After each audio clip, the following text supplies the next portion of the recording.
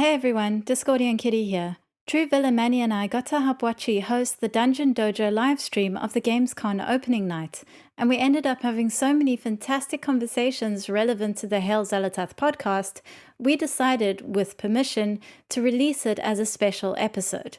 So I hope you enjoy our very first special, and as always, Hail Xal'atath! Okay, so we are here. It is not quite midnight, but we will be getting the open night live for Gamescom. And with that, hopefully earlier on, I'd love to get it as soon as we can. We will be getting the worldwide reveal of World of Warcraft Midnight, and I'm excited. I gotta ask, on a scale of 1 to 11, how excited are you guys? Let's start with you. Introducing first Discordian Purple, our lore analyst, our resident expert on all things Zalatath and Void. How are you? I'm good, thank you, Manny. I am, well, I've got to say 11 because of player housing. You know, there's going to be some player housing stuff, and that always gets me really, really excited. And there should be some good lore stuff as well, so. I know the trailer is going to be all sorts of hype for the lore. Their deep dive is going to give us all that setup and everything. Right now, we've got, of course, an entire schedule for the course of Gamescom where they're going to be going deep into player housing. We've got a creator clash that'll be on another day. We're also going to have, of course, them doing PvP, like the arena live at Gamescom. So they've got something for everybody. But yes, for you and me, it's all about the lore. But we are also joined by somebody who loves dungeon crawling, who loves raiding, who plays, you know, not only shaman, but some lesser classes as well. Yes. Hello, Wochi. Hello, everybody. How is everybody doing? Yes, I am excited to see everything else that is going to come in this. Of course, I'm very excited about the players housing because, I've been asking that probably like many others for ages and ages and ages. But yeah, I'm desperate to see some new stuff, maybe some new classes, maybe some new, I dare to say, support classes appearing. We're gonna see. Maybe the anticipated but not anticipated but yet anticipated, but definitely not gonna come bad class. But yeah, all these we will see if it actually becomes a reality or not, and it's gonna be just smoke put in front of our eyes like usually happens. Oh yeah, and of course there is a lot of speculation. I gotta say that there's probably been more speculation about this expansion than there has been in the history of World of Warcraft, just because this is the second part of the World Soul saga.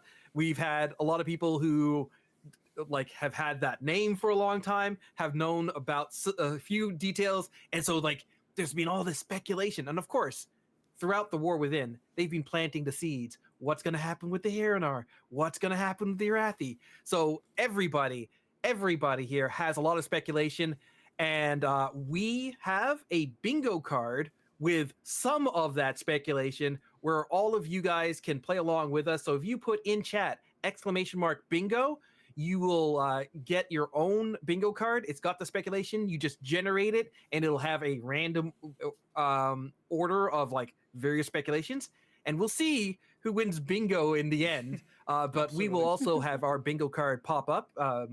Yes.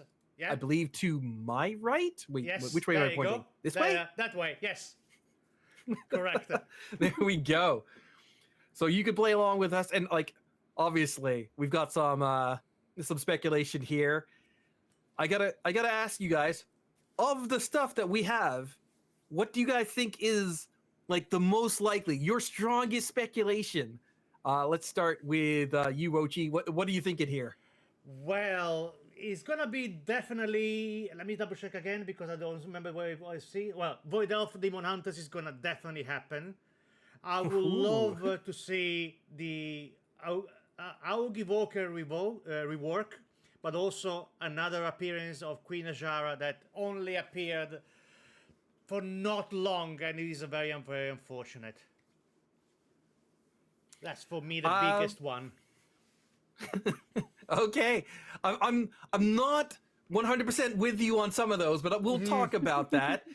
What about you, Discordian? What do you say is like the big going to happen, most definitely going to happen in your eyes? Well, I think we already know the answer to that one. It's Zalatas. I feel like you're cheating. That's the free space, but yes. Yeah. Absolutely. But if you weren't going to take the gimme, If it's not going to got? be Zalatas, I think we got a solid chance of seeing an attack on Silver Moon. So maybe Windrunner Spire gets wrecked, or Voidwell.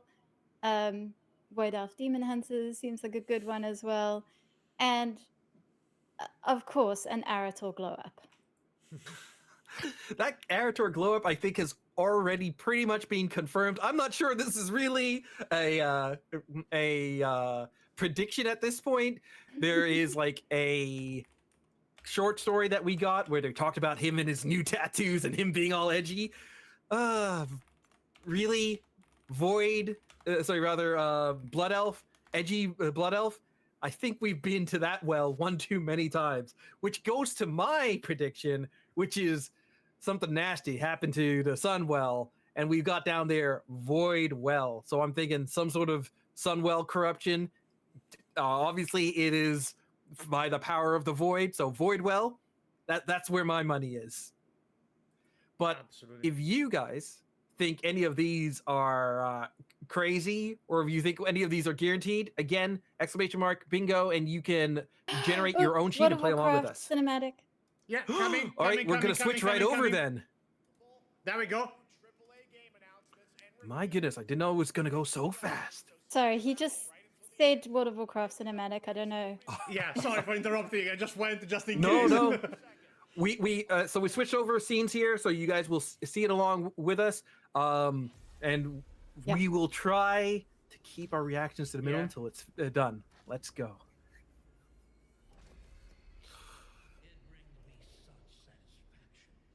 I didn't think it was going to be first. I don't think it's gonna be the first, but Red is not a void color. definitely not. No. It's not definitely not purple. Okay. Also, that's not Zalatas. Yeah. All right. We're all right. He said Warcraft. We freaked out a little bit. It's fine. Yeah, okay. Yeah. I think I saw this trailer I think before. so as well. Is this the Black Ops? This is Black Ops, yeah. Yeah. Okay. Where they're going like dystopian, Yeah. jacked into the Matrix future. Yeah. All right. Well, false alarm. False alarm, for those of indeed. you guys. For those of you guys who are watching along with us, obviously we are World of Warcraft focused. So we're going to be focused on that. We'll keep this up just in case, so we don't miss anything. Yeah, no, absolutely. This was a Okay. test for my production skill on live action on Yeah. switching scenes. And so thank you, Wochi, for hosting this on the Dungeon Dojo WoW and being our man behind the scenes as well as in front of the camera. We are also joined by Purple, Lee, and Luna, who are going to be modding in the chat. So thank you And guys. And I Physalis. do see, and Physalis, thank you, Physalis. And I do see a lot of great dojo people. DK Tax, I see you out there. Melathis, and so many people. So welcome in. But yeah, let's go back and talk about WoW. We're gonna keep this screen up though. Mm-hmm. I think that one of the things that I threw in there, but I am unsure about, is of course player housing demo being like immediate. I think there's gonna be a delay. It is going to be on the floor show. So Yeah. there's obviously, if you are there live, why are you watching this now? But thank you. Thank you. But that demo, there's no way it just stays at the floor show. I suspect that it will be coming soon, and if they don't do like an opt-in or close sort of thing, it should be coming soon. You two are big into housing. I've got to ask you guys, for your first player housing, Alliance or Horde? Well, Let's get the guess from. I mean, do you have to ask her? Well, that's why I was going to pass by you and go for somebody who might have a choice here. It's got to be Horde. Yeah. It's got to be Horde. Wow. Despite it being orange. Despite it being orange? Well, I got to tell you guys, that Horde housing, that Barons, Ajara, all that sort of stuff, it doesn't matter because I can't stand the Horde huts. Despite all this red and black, this background, I might make an Alliance house as my homestead. No. Well, they may be giving us other options, and I'm sure they will not only be giving us the orc huts as our only option for the Horde. I think there would be riots in Orgrimmar if they did, so... I'm pretty sure they're gonna give some other options besides the spiky look of the mud huts. Thankfully, Gazlo is busy in Undermine, and he's the guy who built Orgrimmar, and he built our garrisons. In other words, that's all him. That's his thing. That's what Gazlo likes to build. We've put him in Undermine. Now we can build something without him and hopefully do a better job. Listen, he did the best he could, and I did like the garrisons, but obviously housing is a completely different animal than our garrisons. I'm hoping in one hand, and the hopium is trying to infuse me that you guys are right, and that we will have some options for the exterior of our homes. But I look at that trailer that they did, the teaser trailer for opening night live, and it was again the human house with the blue roof, the attached roof, and then in the background another human house with a blue attached roof. They couldn't even change up the color of the roof. And it scares me, friends. It scares me. But somewhere in one of the trailers, in the back, in the distance, it looks a little bit like an elven house. Yes. So there's a lot of hopium riding on that glimpse. Okay. But that's just the outside, and maybe I can like hearth right into my home and never have to see that garish outside, and I can still deal with it. What are you guys gonna do with the insides of your homes? Do you have any like dreams of interior decor in the World of Warcraft? What's the room that you're gonna build first? I gotta ask. So Wochi, we'll throw this to you. Well, what's the room you're gonna build first? I want to have the possibility and the ability of creating an armory and a trophy area. So all those achievements, all those ahead of the curve, all those Onyxia's head that I stored for years in my void storage because I kept collecting them. I want to put them on pikes or on walls inside of my trophy room, and I'm gonna decorate with armor racks and armories with all the collecting of I did in all the year. I want to see my stuff displayed. I don't want to have them to search into a menu with a vendor to try to see the transmog that fits. No, I want to see on the walls the one I prefer. I want to see the big sets. That's what I want. Okay. As a main one. Very nice, very nice. All right, Discordian Kitty. It is day one, room one. What are you doing? Honestly, I think we're going to have to see what kind of decorations we get before I can really know what I'm going to do with them. There's some hints that there are going to be decorations available as early as Legion Remix. So maybe we'll start collecting decoration before we even get into our houses. But I agree with Wochi. One of the first things I think everyone wants is their armory.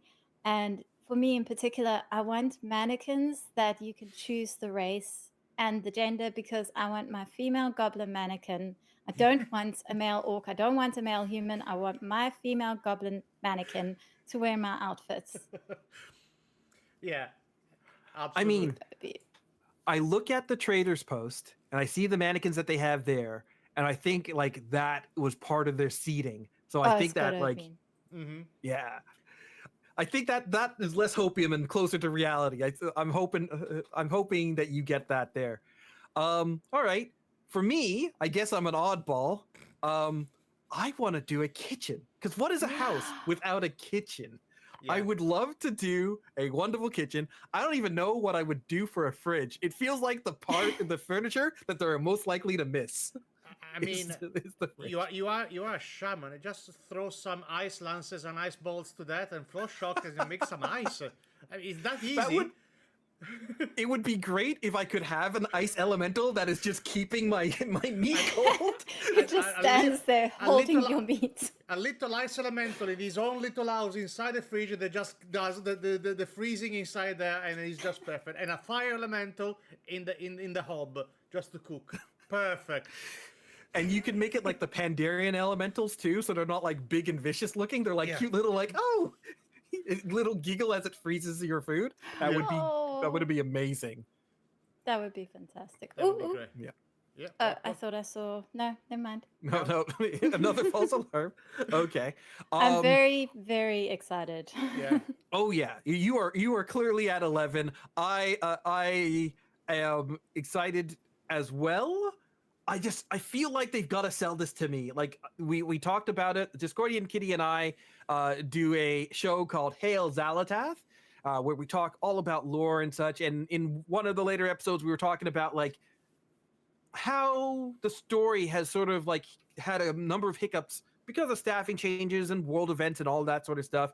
And I really want to get the story back on track. And I think that like this second part of the World Soul Saga, Midnight, is like the big make or break moment. For you, Wochi, as somebody who is not like all into the lore, have you been enjoying the story thus far of the World Soul Saga in The War Within? I have been enjoying it at tracts. I mean, there was the Undermine period in which was okay. Something else is happening that is taking away from the main theme of the story. It's like the one weird season of a TV show that touches themes that are not really the main themes of the TV series you're watching. I'll still watch it because I want to see how it ends, but I'm more interested in what is after. So that's for me was Raid was enjoyable, story was okay. It reminded me too much of Cyberpunk 2077 in terms of the themes, but apart from that, Undermine has been a bit forgetful. I love the new area. It's open and it's bright purple. It's nice to fly around in the big gaping chasm of the void. And I'm curious to see why we're now. I want some more mature themes in terms of like deaths in the family. I need that happening. I need somebody to leave the scene to make room for somebody else. Okay. We need new characters. Okay. Man, World of Warcraft is funny because they have these characters that feel eternal. Thrall keeps coming back. Jaina can't spend more than 3 expansions like actually leading a people that she's supposed to be leading, whether that's a Karen tour or like whatever. She's just got to insert herself back in. And I get wanting to move forward with characters, but it feels with The War Within, for the most part, that the older characters have sort of taken a back seat. Some less elegantly than others. Like, what in the world happened with Thrall being like, I'm here, and now I'm going to go back and get the army, and now I'm going to sit back and do nothing. Okay. But who are the characters that you would like to see take center stage then? Let me throw this one to you first, Kitty. Like, what's a lesser known character that you'd like to see get some spotlight? Well, I suppose he's not really lesser known anymore, but Arathi, which is a terrible thing to say because he's technically Alliance and I'm Horde, and I hope to see actual Horde in Midnight. I think we're all a little bit afraid that we're not getting a lot of Horde representation. But I do want to see. I want to get to know Arator. I've enjoyed his story as it's developed in the short stories, and the small amounts that we've seen of him in Legion, and the very tiny amount we saw of him during the Burning Crusade. But it's time for him to step away from being their son and be his own person, to have a proper personality. And yeah, I'd be very keen to see more of him. As for Horde characters, generally, I would just like to see some Horde characters. You know, Silvermoon City is a Horde city, and everyone seems to have forgotten that recently, including the people who let Turalyon just go visit there. So It's a peacetime. He's allowed to come through on diplomats.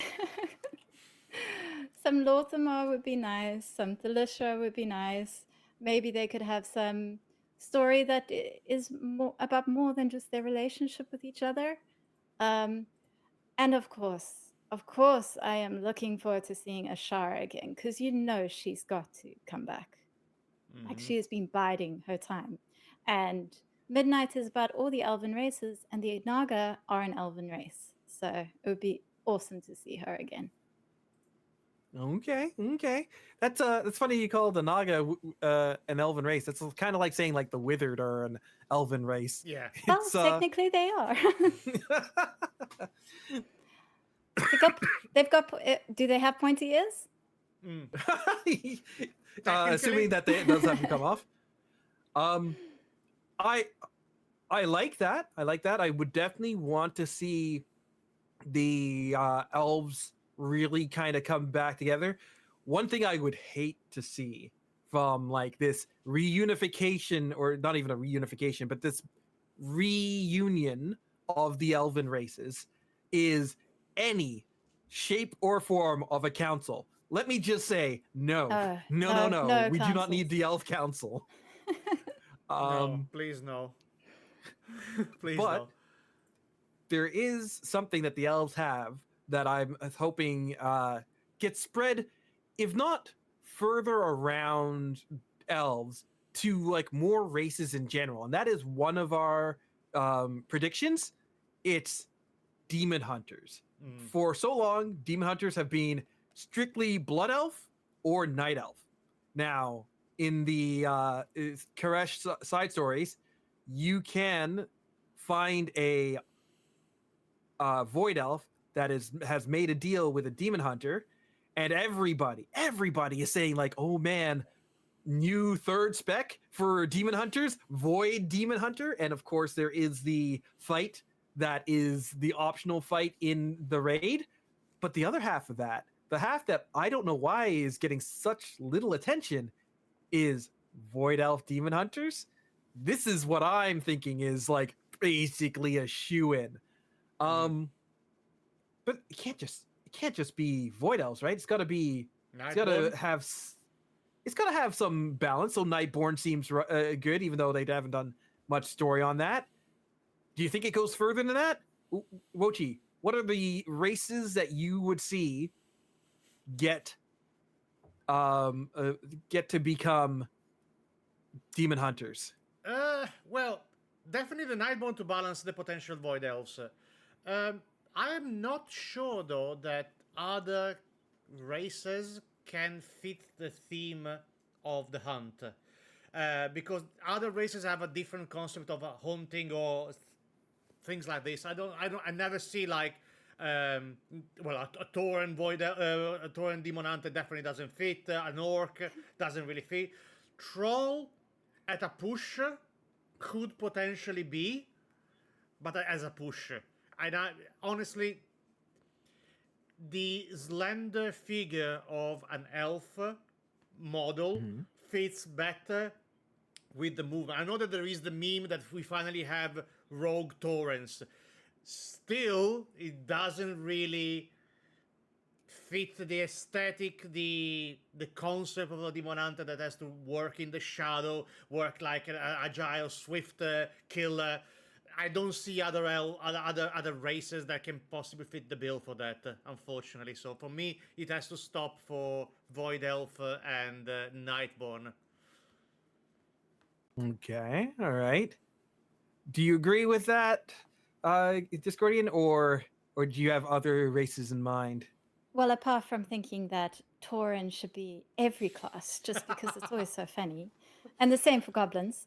I actually think lore-wise it could be really interesting if orcs and Draenei had a chance to become demon hunters, because both of those races in particular have a very, very troubled history with demons and Fel, and you know the orcs obviously with the demon blood, and with the Draenei and the Eridar and the Minari. They have this history where they've used demonic powers and it's been terrible for them. So I think it would be quite satisfying to see both of them get to finally face that and somehow control those powers in a way that doesn't consume them, which I feel is what demon hunters do. I think of all the races, those are the two that would make the most sense if we're going to branch out of elves. But personally, I think it's most likely we'll just see more elves become demon hunters, the Void and the Nightborn. Yeah, I agree with you there. When you say Draenei demon hunters, that feels so weird to me because like the Eridar are part of the Draenei now. So like, Well, so like, are you hunting yourself a little bit, or is it like you're at the coffee shop and you're like, "Hey Frank, I got a contract here for you." Oh, geez, that's from my wife. Why would she hire you? Well, I'm a demon hunter. but I mean, demon hunters are part demon. Yeah. Yeah. Right. So like the Minari are already halfway there. Yeah. And honestly, even not until you mentioned, I completely forgot the existence of the Draenei, so I do apologize for that. But yeah, they're also in the game. Okay, sorry. Stronghold representation on this panel. I mean, sure. Let's fight each other like we know. We have Zandalari and normal trolls inside our faction, and yet we go to Throne of Thunder and we just destroy our own friends that have gone on the wrong path. But yeah, we can have the demon hunters, Draenei, and let them fight each other. That's fine. That's fine. Okay. We kind of touched on this subject, and I gotta ask you guys. You've already said this, Discordian, where you want all of the races to have access to all of the classes, and I think that in general that should typically work because like there should be an exception to every rule, even if it's not like common for the Light Forge to like dabble in warlock practices. There could be somebody who's grown up with in the Lightforge culture that says, you know what, like we've defeated these guys. I have to understand this, and they start delving into that path. So I feel there's always those exceptions. Do you think that generally World of Warcraft should just open it all up? It's like whatever race you are, whatever you want to do, you should be able to pick a class that allows you to do that. And so, of course, Discordian, you've sort of already answered this. Wochi, what do you think? In a world where we already have Tauren rogues, why can't we have light forged demon hunters? I think that there are some. Sorry, go on. No, that's confusing. Warhammer. Warhammer for Warcraft. There are orcs in Warhammer. Don't mind me. I saw the eagle, I recognized the eagle, and I was okay with that, so don't worry about that. I got you. There are some still restriction of, some specific classes and races that are kind of fighting it within, like you said, Lightforge and being a warlock type of things. But I do believe that the majority, I would say 90% of classes and races combinations should be happening. And I also go on to another extent, and this is probably something that I said in a past live with somebody else. I also do believe that a race like Forsaken should also be based on the model of that person that's been resurrected. So I want to see a Forsaken Tauren for example. If the body comes from a Tauren, I want to see the rigging of the Tauren being a Forsaken. I don't want to be, oh, I died as a Tauren and now I'm like a human zombie. That doesn't really work in terms of, let's put together this Frankenstein monster and let it go in the world. I want to see all the races being represented as a Forsaken, because that's what they technically should be, in my opinion. But then maybe there are lore specific things that I'm not aware, that at the moment you die and you're raised to a Forsaken, that's the body shape you have, that's the race you got, that's it, you can't do anything. Lore-wise, there should be more. Well, actually, okay, lore-wise is Sylvanas did offer to start raising other people from the other races, and generally the leaders of those races said, don't you dare. So I guess that's the excuse. But I mean, there should at least be undead elves. And I guess there are with the dark elf skin, the dark ranger skin, but Yeah. it's not quite what people want. I agree with you, Wochi. I want an undead Tauren very much. I think a future where we see a few of the cosmological forces get racial representation almost as a skin would be great. So you could get Lightforge Tauren, Void Tauren. As I said, make Tauren everything. And I don't even play Tauren. I think that it's immediately, without any lore discrepancies, elf undead, right, that are part of the Forsaken, totally makes sense. They should they were already intermingling anyways. There should be some contingent that's there. As far as the rest of it, though, like those races and such have come in at a time where either Sylvanas was restricted from raising anybody, or the undead just did not have the ability to create any more of them. So I don't see a Lightforged undead currently being possible in the lore, even if they can be Death Knights, because Death Knights is a different path. That is through actually, can anybody become a Death Knight anymore right now? We have no Lich King. Technically not. Yeah, that's the Death Knights are a dying breed right now. The bloodline I just is severed. thought of that. The bloodline is severed. No more Death Knights. I mean, unless something's going on in Northrend that we don't know about, that we will find out about in about 2 years' time. yes. When we go to the last time, when we go to go there, and hopefully we see more of the like undead warlord stuff.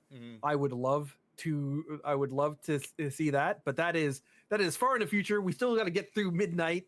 But yeah, that is something to think about. I'm glad we had that. I guess, you know what?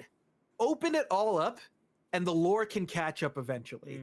Like I think we're at a point in the game where they have made enough concessions for mechanics that don't quite line up with the lore, that allowing that player agency, I'm willing to take a hit on the lore. And I say that begrudgingly, but I'm there. Let's do this. I mean, well, I'm also sorry. No, go.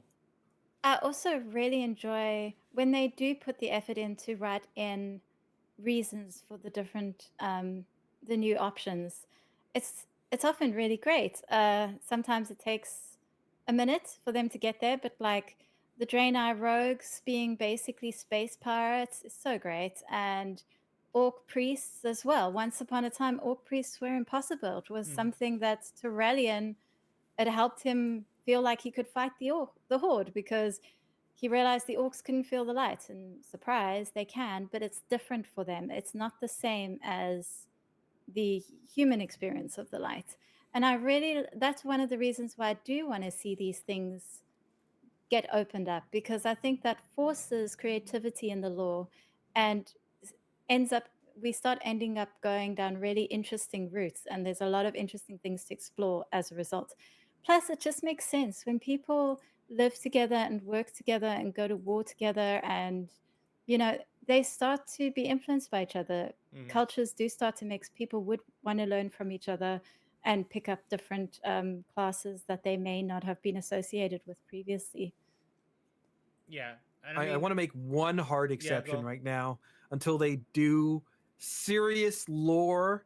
I don't want the Magcar touching Paladin. I just think that like Magcar should be one of the ones where you have to explain yeah, no, that's not how gonna they happen. came back from like what destroyed their world, how Was a like Dogma Paladin. has like twice threatened their entire existence, right? Like those are like the fact that they're able to do priests to me is like a little, I give a little bit of a side eye on that. Like they should not be touching Warlock, Demon Hunter, Priest, or Paladin. Those should be no go until they do way big changes to like show them being actually able to open up to that. And again, exception rule notwithstanding, you can have one that's like, you know what, maybe it wasn't that bad, but then that person should then go back to his friends in the cave and be like, this is why it's not that bad. I mean, we already had a massive law concession, and you just touched on that, Manny. We started Shadowlands with no more Lich King, because that was the start. We did the entirety of the Shadowlands with no Lich King. We did the entirety of Dragonflight with no Lich King. We did the entirety so far of the War Within with no Lich King. Is Ice Crown become a gigantic BMB at this point? The world should be swarmed with undeads that are out of control, but nobody talks about that. So, what's the concession? There'll always be a Lich King, but not if we don't mention it. If we don't mention that, it will stay quiet. Nothing's gonna happen there. See, that was just a trick that the jailer played, so he'd always have a pawn. All along, yeah. Of course, it was the jailer. Oh God. No, you're right. Like that's why I do want to see like those roving warbands and things being getting like nastier in Northrend because of the lack of a central control. I think that would be kind of cool. I do think that if they want to say like maybe there was like a grain of truth and things start getting worse as part of what they want to do, like maybe even post World Saga, because like they are going to have to plant seeds for beyond this so that it's not such a abrupt starting from scratch sort of thing.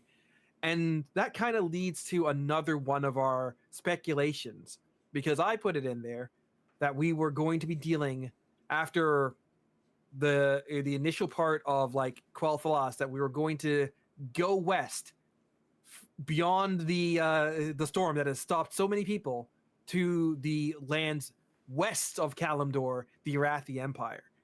And so, do you think this will happen in the World Soul Saga or after the World Soul Saga?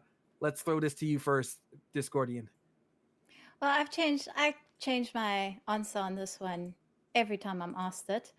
I honestly, I don't know. Part of me feels like we will deal with them in the World Soul Saga because they're such a force of light, and we're going to need that to fight the darkness, which would mean we deal with them during midnight. But part of me also feels that there's a coming theme where the light is the enemy, where we will see more of that side of Azeroth as well, that I think is probably going to be more after the World Soul Saga, because we've still got stuff to deal with the Titans, never mind the Void, and what Iridicron plans to do with them. So either way, while we might see the Arathi coming up in midnight, I believe we'll see more of them for quite a long. I think we'll see them after the World Soul Saga as well. I don't feel like their story would be wrapped up by the end of the World Soul Saga, is what I'm saying.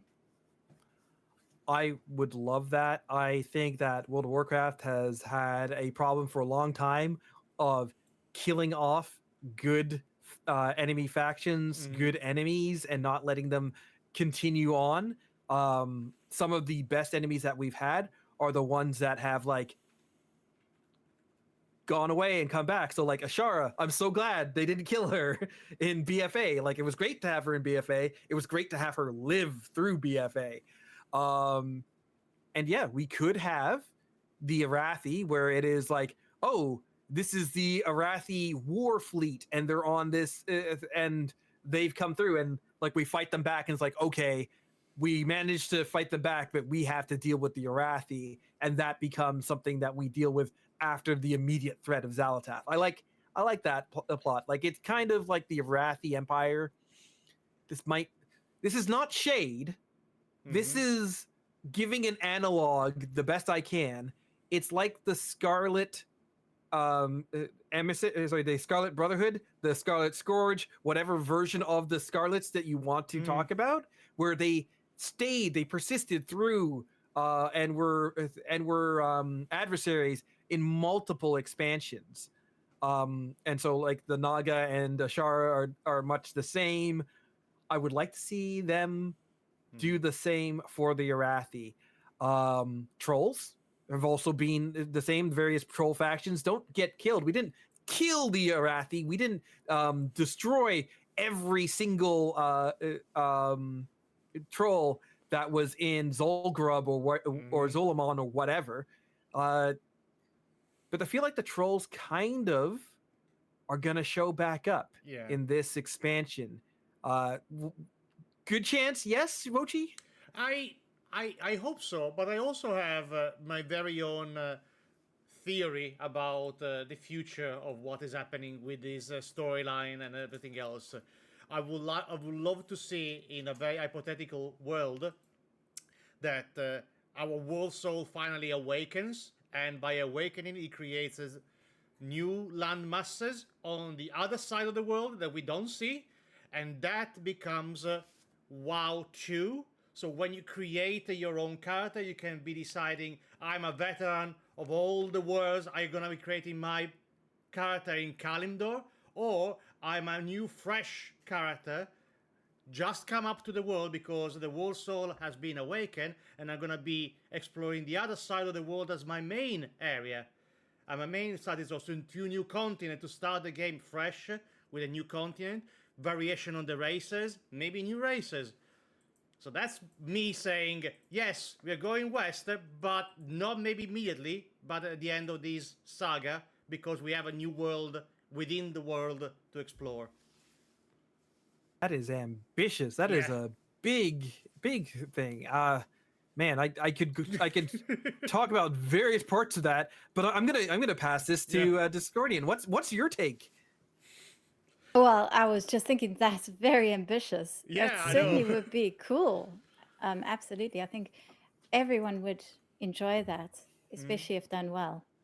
On the Armani trolls, the last we heard of them was in Exploring Azeroth, Islands and Isles, which is the latest Exploring Azeroth book that was done with Lorthamar and Thalishra. And she mentioned that the Armani that she encountered seemed more peaceful, had stopped harassing merchants. They let her pass without trouble. So the Armani are still a presence and they're less hostile. That is the situation that we're in with them. I'm certain we'll be seeing more of the Armani during midnight. I think it would be impossible not to because they're so, they have such a long history with Quel'Thalas. Maybe facing midnight is what's going to finally bring peace between the elves of Quel'Thalas and the Armani. We'll see. It would be cool. But yeah, I think we're definitely going to see them. Oh yeah. I mean, I suspect that good old Zalatath is going to be up to her old tricks, and she's going to influence certain nations to like destabilize around there. So void trolls, like we were talking about, like, oh, maybe we'll see void. Sorry, we'll see void based demon hunters. We'll see demon hunters of different races and maybe trolls.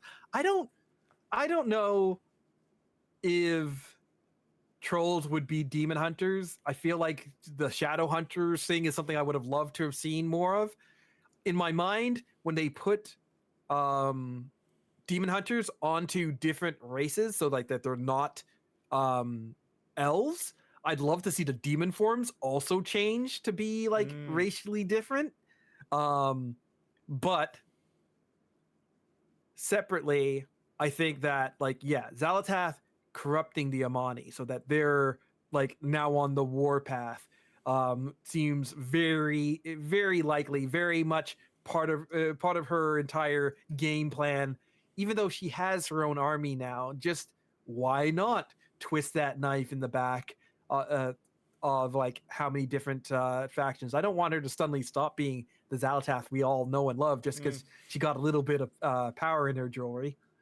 Yeah, that's true.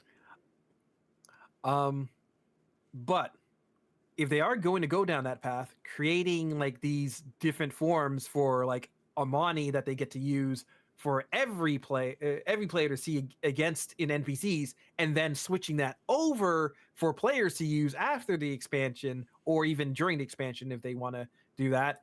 Oh, that feels so good in terms of Blizzard stuff. Honestly, I've been going on for a bit. I've been dictating it. Fine. What do you guys want to talk about here? And maybe it's time we do like one of our giveaways. Yeah, probably. Yeah, let's do a giveaway. Giveaway probably is gonna be a good idea to do.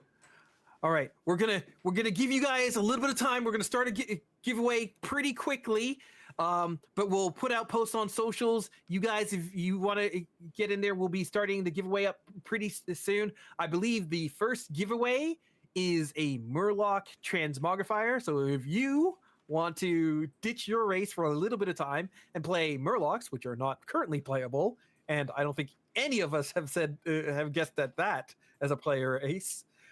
You can use this code that we'll be raffling off shortly. So tell your friends, get in here, and I got to tell you guys, I know this is not Warcraft, but Fallout as a series, which is up, I loved that show.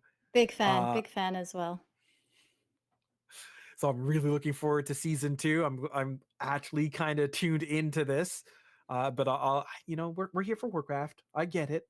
But I have a life outside of Warcraft, I think.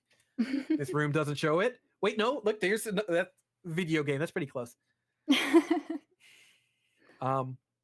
Actually, now that I'm looking at my background, I gotta be jealous. Like I could see all those collector's editions in the background for both of you, and I've only got my 2. I gotta do some catch up. Well, I think that one of my customers gifted me the Burning Crusade one lately. So I have the Burning Crusade as my oldest one, and I have a Lich King, I have a Cataclysm, and I have definitely Dragonflight. Yeah, I think I have Dragonflight there, and I can't see much further than that. Yeah, so I think I have also like 3 or 4 Lich Kings, because when my wife was playing back in the day, started with, she was buying collector's edition for daughters and so on. So we have like several in the cupboards over there. That's a good thing probably to start to auction out or giveaways for that. All right, well, giveaways for some other event idea, but you know what? We'll keep you focused on the screen. When you turned away, you got a little quiet there, so we'll keep you focused on us for now.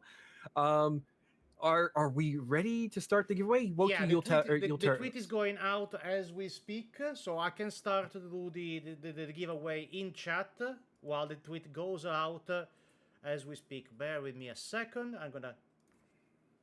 Ta-da! Yes, it should be up. So there you go.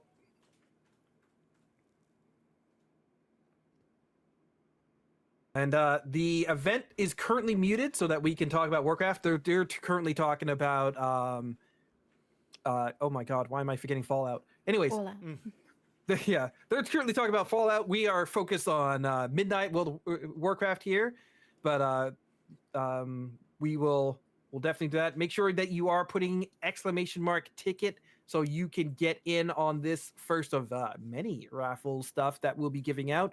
For those of you who are wondering about the things that we're giving out, of course, we've got the magical morpher toy.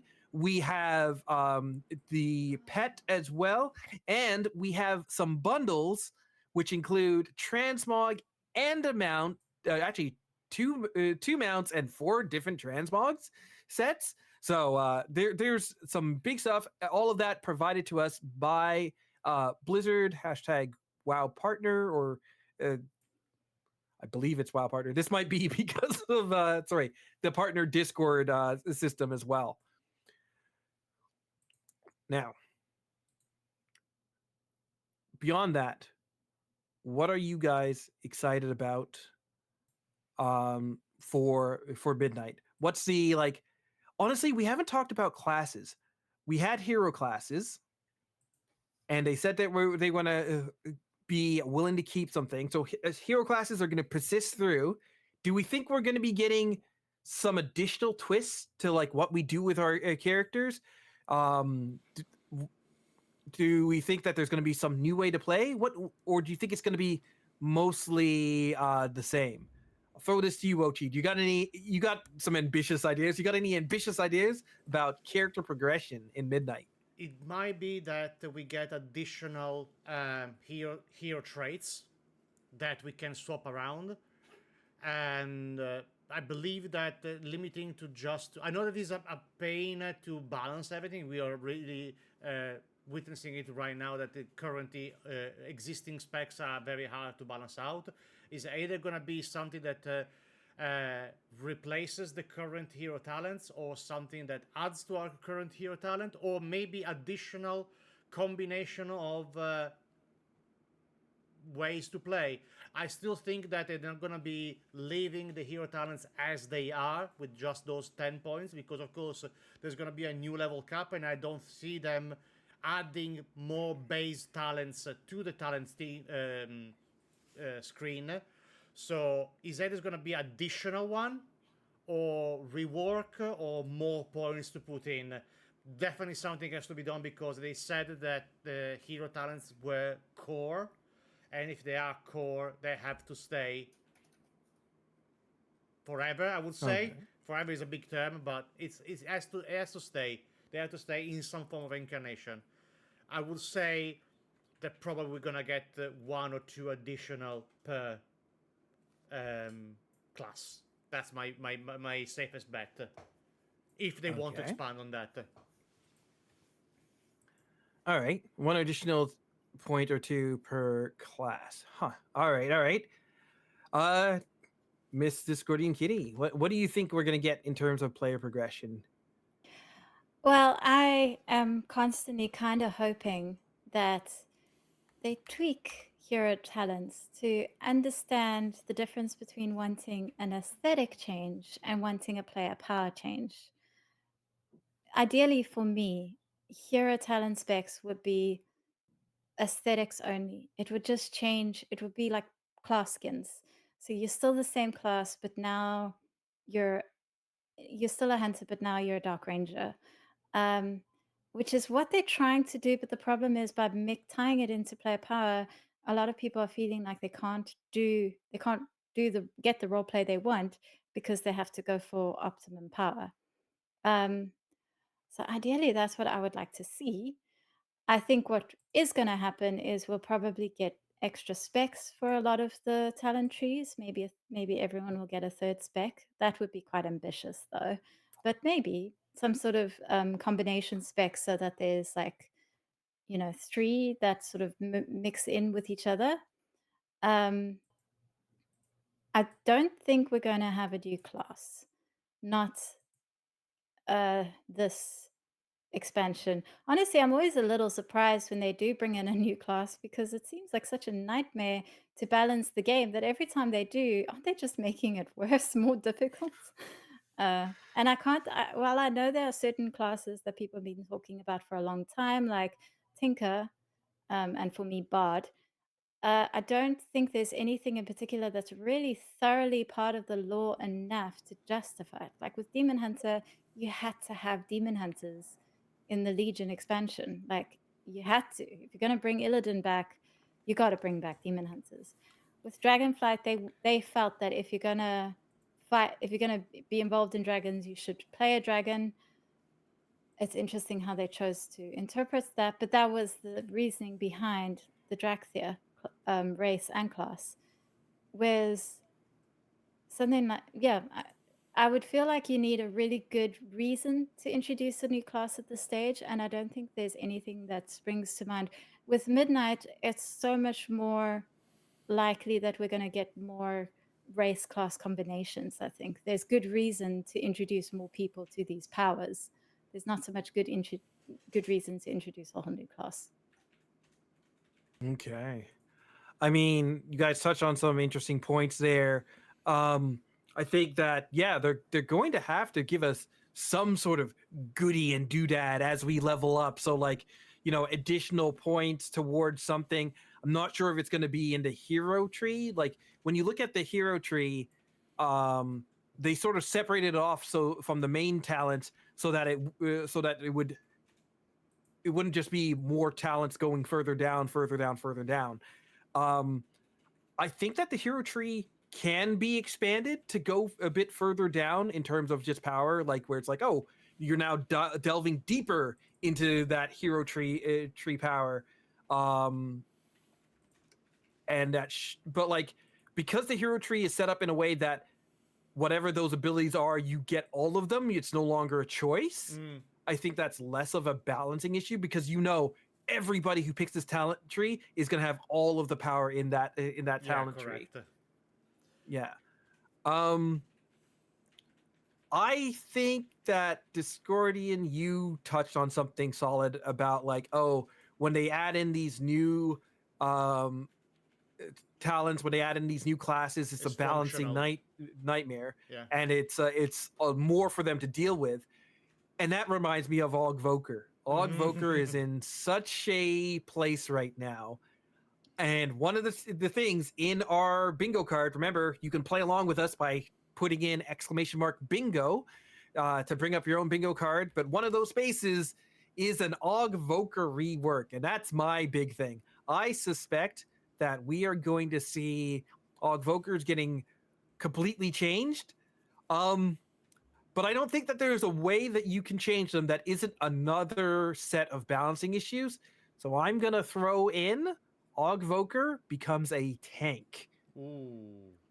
Augments itself so that it can take damage, protect itself and its allies, and do a bit better than being like either utterly useless or utterly mandatory. Where if it's the worst they can do is a tank that nobody's playing or a tank that everybody's playing, which is the exact same issue that they have now, except that's in a DPS slot. Yeah. I think it's easier for it to be in the middle of the road as one of the tanks and give a male tank wearer. We don't have any male tank wearers. Yep. The only other thing that they could do is like add in a bunch of different support specs and therefore change the Holy Trinity to every dungeon needs one tank, one healer, 2 DPS, and 1 support. But that requires fundamentally changing a number of specs so that they fit into that role. Also, Manny, please. Yep. Shaman tank, please. Please. No, I beg you, please give us shaman tanks, please. So I don't have to play I do not have this any power. more classes. I can just use one class and I play everything. Please give us shaman tanks, please. But isn't that why you play your main, that paladin Bosch? There's not like the they've got main. Come on, don't make but me they've look got bad in the front healer of the and other holy. shamans in chat. Come on. I don't know why you said the first male tank class when everyone knows BM hunters are already a tank class. Well.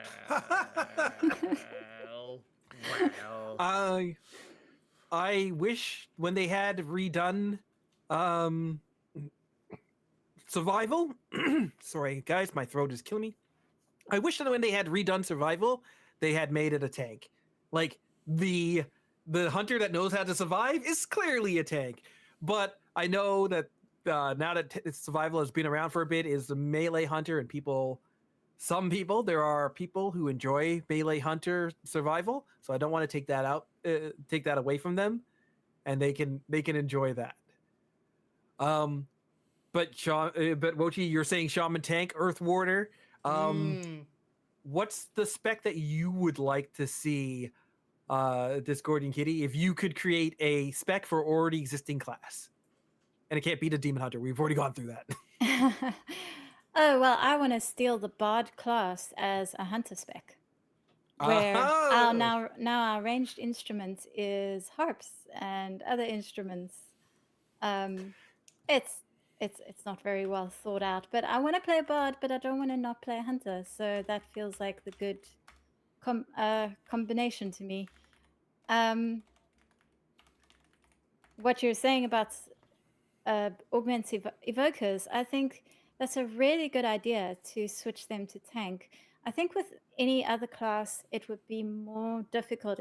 Like what you were saying with Survival Hunter, a lot of people would be upset because they don't play tank, but they play Survival. And I imagine that would be a problem with evokers, is if you like the augments, if you like augment evoker, but you don't want to be a tank, it might be upsetting to get thrown into that role. But the augmentation role isn't really working, is it? I mean, it might have worked better if there were more classes with a support role like that at the same time, which would be very difficult to implement all at once, but also would have made it less likely that one class becomes either useless or mandatory. Whereas people have been asking for Dracthea tanks for ages. So I think that would be a really good compromise. Unless you commit to augmentation roles, and then you got to bring in classes like bards for that reason. If you can't commit to that to have at least several options, then you kind of have to go back to just where healers, DPS, and tanks, and then maybe augment evokers should become tanks. Yeah, it is a strange situation to be in. Even if you switch over Augvokers, there are still people who are very much loving that support role, and so they flock to Voker for that. You are going to upset somebody, especially when you do any class rework, and so I don't want to take that away from them, but like currently it just doesn't seem feasible in terms of what Blizzard is trying to do, and with this season and last season, we've just seen Evoker just constantly being hit with that nerf bat. And come on, guys, he's already dead. I thought we were all complaining about Retribution Paladin, not Ogivota, but maybe I missed the memo. Retribution Paladin? We're not talking about that till they give double-digit buffs, man. We're not talking about that. Double-digit buff is something, you know. Poor Ret Paladins. Poor Ret Paladins. It's funny too, Wochi, because you're playing Paladin and you're playing Shaman, so you've got like the high and the low all in one season. Right. In terms of... Sorry if I interrupt you. I'm going to be closing now the first giveaway so we can focus on the next topics. And we draw a winner, and he's Maraxus. I'll be contacting you. Actually, Manny will be contacting you with the code once the stream is over. There we go. You go.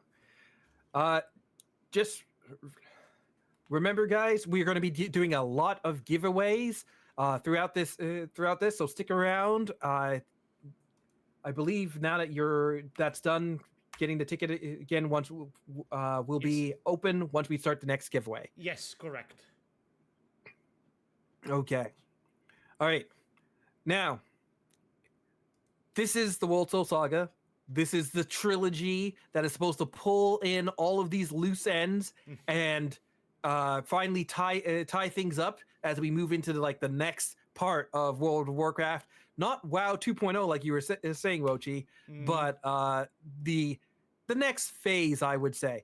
So I got to ask you guys, okay, in terms of loose ends, story threads that have been left and lost to time, what would you like to see come back in not just Midnight, but this saga? What do you want to see, characters you want to have return, or at least plots you want to have return? Let's start with you, Discordian Kitty. Well, if we're going into Northrend, and I actually wanted to bring this up while we were talking about the absence of the Lich King, there was a Shadowlands questline that we should be slightly revisiting again because it was happening in Ghostlands, where we dealt with the Sundane. And I want to see them again. The vampires. Where are the vampires? We were supposed to be their friends. They're supposed to come back. We're supposed to play vampires. What happened to them? The reason why I say it in relation to the Lich King is because there seems to be evidence that in the absence of the Lich King, the Scourge can be controlled by anyone who has a strong enough will. And that's what's going on, is there's like little pockets of Scourge being held by certain people who have taken the reins. They can't control all of them, but they can take this lot, you know. So you're getting almost like these little Lich Kings popping up all over Northrend potentially. I mean, I don't know for sure if that's what's Lich happening, Dukes. but that seems like would be pretty. That would be pretty cool. I think we get to Northrend and there's a bunch of little Lich Kings that we have to deal with, and they all have their own particular quirks. And yeah, that I want to see the Sunline. I mean, we haven't properly ever investigated them. It felt like we were going to get something during Battle for Azeroth, and it just Sylvanas was going to approach them, and then that just fell by the wayside. We haven't seen them really since the Shadowlands brief moment with them. Yeah. It's time. It is time we see more of them. Yeah, I like that a lot. Sand Lane would be very cool, especially when we're looking for. I don't want them to be friendly. I want these guys to be purely adversarial. Like if you're controlling like pockets of the Lich King's forces, the undead, as like a Dutch or Duchess of the Lich, whatever. Like you're clearly an adversary, and I like that. And we were just talking about how we want more long-lived bad guys. Along those lines, I'd like to see the Drust. Like they were in Shadowlands, they were in BFA. I liked them in BFA more than I liked them in Shadowlands, but like whatever. And then they just disappeared. I think that they should definitely be making some appearance. If we go out to the Arathi Empire, maybe they can be doing some stuff over there because they don't have to be just a pocket in the one little island. They could be breaching through the borders of life and death all over the world. So there's that. Yeah, I like that idea a lot. And it definitely feels like a lingering plot thread. But the other one that I was thinking of was really this entire thing with the contract with Bwansamdi and the dynasty of, like, right now it's Talanji, and I guess we call her Queen Talanji right now, but her entire dynasty is tied to Bwansamdi.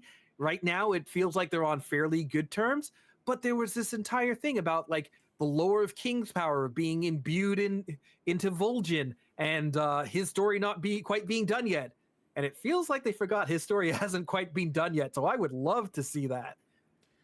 Well, for me, is at least two things that are still lingering, especially from this expansion. The Haraneer that have appeared and disappeared at the speed of light. They were so prominent into the trailers, part of a quest line. Everybody was, we're gonna be getting definitely them for allied races, and they disappeared in a poof of logic.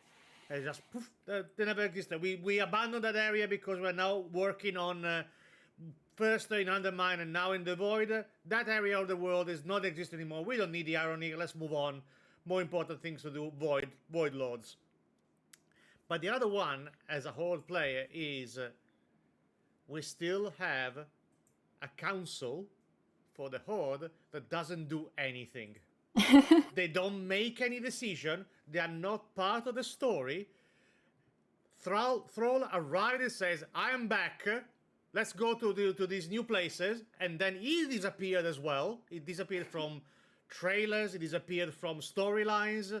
He disappeared from anything. So the Horde at the moment is a bunch of dudes that are there looking at each other. And now everybody else is fighting. We're here in a room in Orgrimmar doing nothing. Okay. I guess Lorthamar got married out of this? Sure. Good for him. But apart from Yeah. that, what is happening? What is happening in the Horde? What's his name?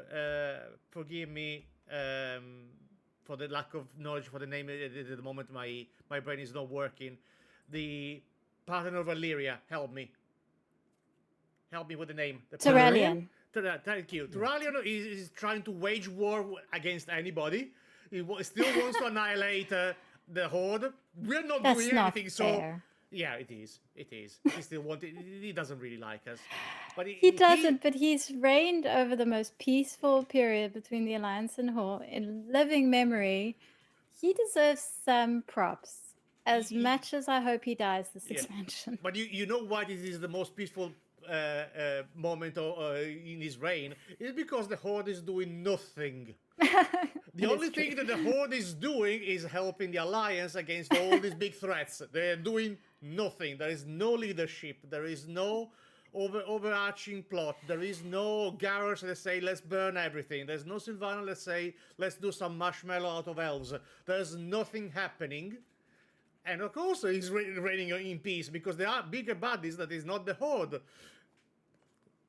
I can do the king with that if there's nothing happening on my soil. I am somewhat a merger of the two of you. Yeah. But like before I can really talk about my Turalyon stuff, I've got to give Discordia a chance to save Turalyon from this bashing a little bit. Because like you like Turalyon, even though you said you want him to die. How does that work? What do you want from Turalyon then? I don't like Turalyon. I just always find myself defending him because I feel like we have this perception of him that he's kind of done a lot to prove wrong. When he became High King Regent of the Alliance, everyone thought that's it. War with the Horde. We're gonna have some Garrosh Hellscream, but it's Turalyon. We're going to have the lights taking over. We're going to have what's happening on Draenor happening under Turalyon. Nothing like that's happened. Alleria was so convinced that Turalyon wouldn't be able to accept her, and he didn't. It took him a minute. He didn't like it at first, but he stood by her. He still loves her. He struggles to understand, but he's still there for her.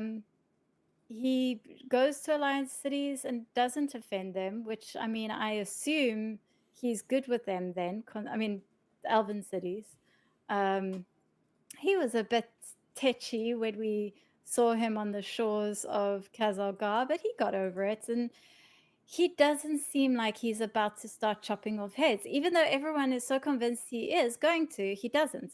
And the few times that he's done something that people say, you see, he can't be trusted.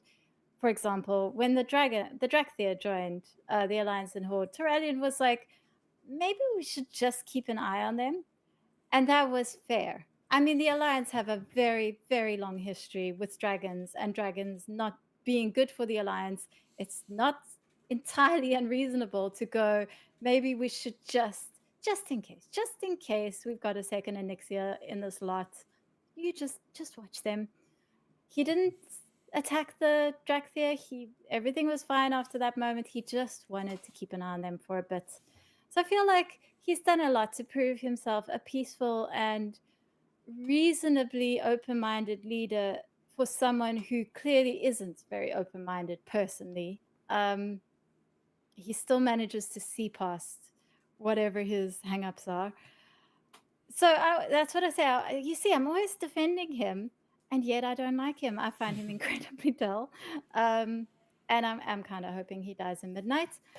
But yeah, I don't think he's... On the other hand, maybe he's just a sleeper agent, and at some point he's going to be activated, and it's going to be Yrel all over again. It's a Void Lord. He's the true Void Lord. He's another Natrazim. It's Lorthos all along. It's the Jaina. Yes. He's Jaina, which is a Dreadlord, clearly. Yeah, he's a new Jaina. It's a Dreadlord thing. Okay. I saw all those points that you made, and I pull the opposite from it. I think that you can't keep seeding this like mistrust, this like kind of like, oh, he's going to be more militaristic without doing some sort of payoff from that. And so I see it going one of two ways. Either eventually the light starts going and saying like, okay, we're taking over, and now the light's the bad guys, and Turalyon puts in his lot with them, so that we have like oh crap, this is Turalyon under the influence of light, kind of like the Lightbound Garrosh was like rumored or talked about when we did the Maghar storyline, where it takes all of those things that they've sort of planted and then ramps them up. It's like him at his worst, him at his most Zalatas, right? So like him being like a sleeper agent, as it was said, could be done like that, and I think that would be, I think, the second best way of doing it, because the only reason I don't call that the best way is because I get tired of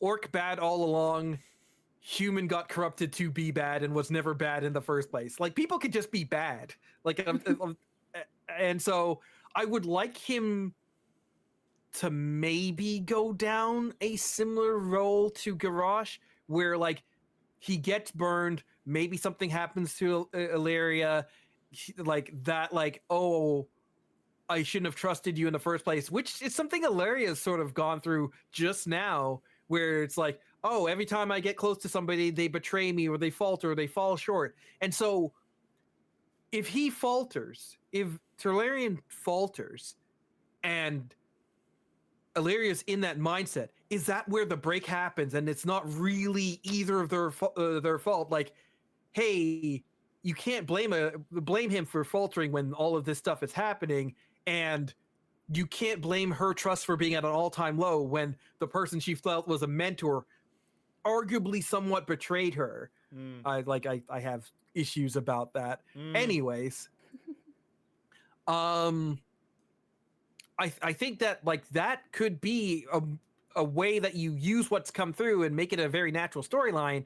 Have the rift there, have Arathor being like, "Mommy, Daddy, don't fight," and having to move forward, and bringing them all forward into this story, because the background that's behind us is from the tie-in novel that they leaked this image, and it is with Arathor, it is with Ilaria, it is with Turalyon, and so if those three are central, like, you can't have a Warcraft story where they're all hunky-dory. There is going to be a rift, and if that rift is big, yeah, all of this could happen.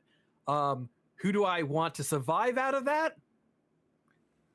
We've talked about surviving sons. We've talked about carrying on family legacy, but we've never had, since, sorry, I apologize, we have had it, poor Sorafang, where they outlive their own progeny. If our poor boy were to pass, what would that do to Ilaria and Turalyon? That is a very interesting, tragic story where they may not recover from it. He might be the glue that bound them together, and because they're so opposite from each other, I would love to see that story if it was done well. Do I think Blizzard does family drama well? No, I do not. So, let's see if they can pull that off. Yeah. I don't know. I don't think Blizzard is going to take nearly 20 years growing a character just to kill him off the moment he's ripe. Off screen, So- maybe even. He was right ages ago. Like, He they've should have been had a step up in nurturing- Legion. They've been nurturing this character for ages. I doubt they're going to kill him off. But I think we should talk about who we think is going to die in Midnight, because I personally can see both Ilaria and Turalyon dying. I see it. Ilaria always felt guilty about the fact that she left Sylvanas to be the Ranger General behind. She left Sylvanas behind to be Ranger General, and so Sylvanas died facing Arthas. I doubt Sylvanas would see it the same way. I don't think she blames Ilaria for that, but I think that stayed with Ilaria. So I, way more than Sylvanas coming back and dying, to save Silvermoon. I can see Alaria finally sacrificing herself to save Silvermoon, and that finally putting to rest one of the first great regrets that she felt she had, where she abandoned her duties. So I could see Alaria dying for that reason, and I could see Turalyon dying just because, as I said, I mean, he's done a good job, and now it's time for his character to be put at rest. Okay. All right. Wochi, your bets on who you see passing, not quite making it to 1 o'clock, as you will. I think that they need to shock the audience. I think we need something that shocks people. Thrall is too obvious as a shocking effect because he is the poster boy for the World of Warcraft, and especially now that Metzen is back and they don't want to put him out of a job immediately after he's back in the seat. With an expansion that we are approaching full of elves, I am expecting that the tragedy could hit Lordamer or Talistra. They nurtured that with a wedding. It all felt, oh, that's nice, that's fine, that's cool. Then they became a couple, and now they are gonna break the couple, and one of the two is gonna go ballistic in midnight, and it's just gonna be destroying everything on his path because of the vengeance. I think that they need a shocking effect. They need something that twists a little bit and says, okay, now the stakes are really high, really high. I think one of them two is gonna not see the end of the saga. Okay. Okay. And Manny? Man. So we started the War Within with the destruction of Dalaran and with the seeming death of Archmage Khadgar. And that was the stakes are up to here moment. And I just feel like it's such a cheap way to raise the stakes in some ways, but also how do you top that when you're going into the final saga?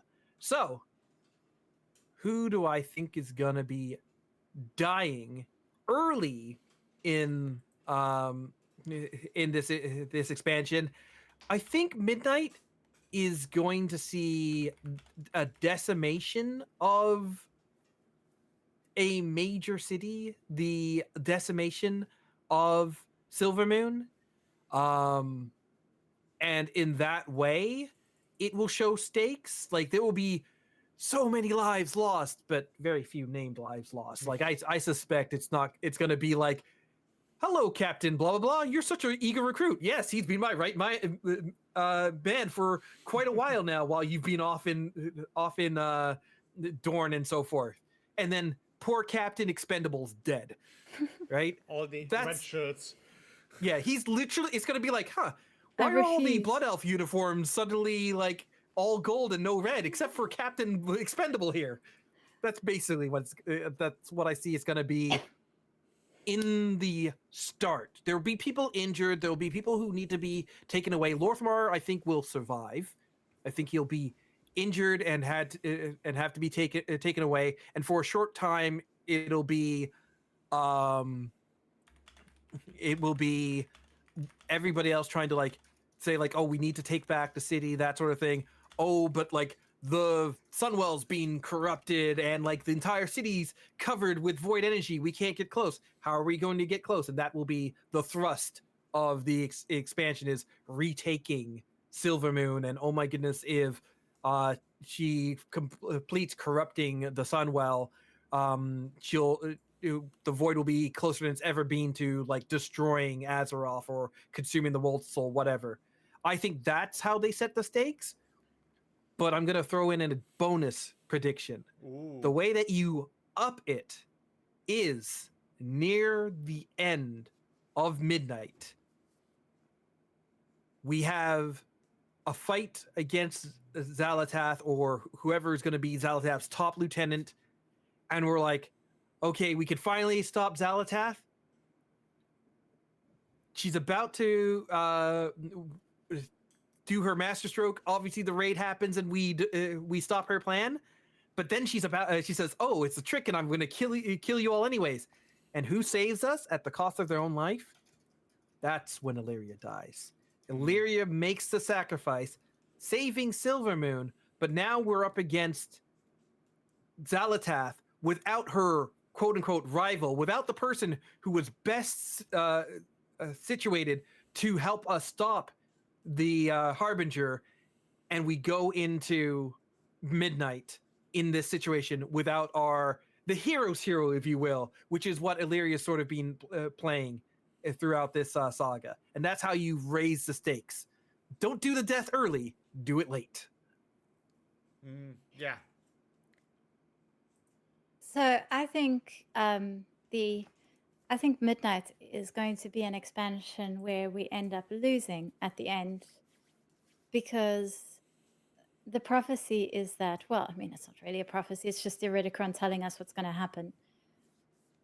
The Harbinger is going to pry the world soul from the Titan's grasp. They're going to get upset about that and come down themselves to deal with it, which means we've failed. We haven't been able to stop Zalatath and forcing the Titans to intervene. And then when the Titans come down, that's when Iridicron plans to step in, and I'm not sure what he thinks he's going to do, but no doubt he's getting buff somewhere so that he can take them on.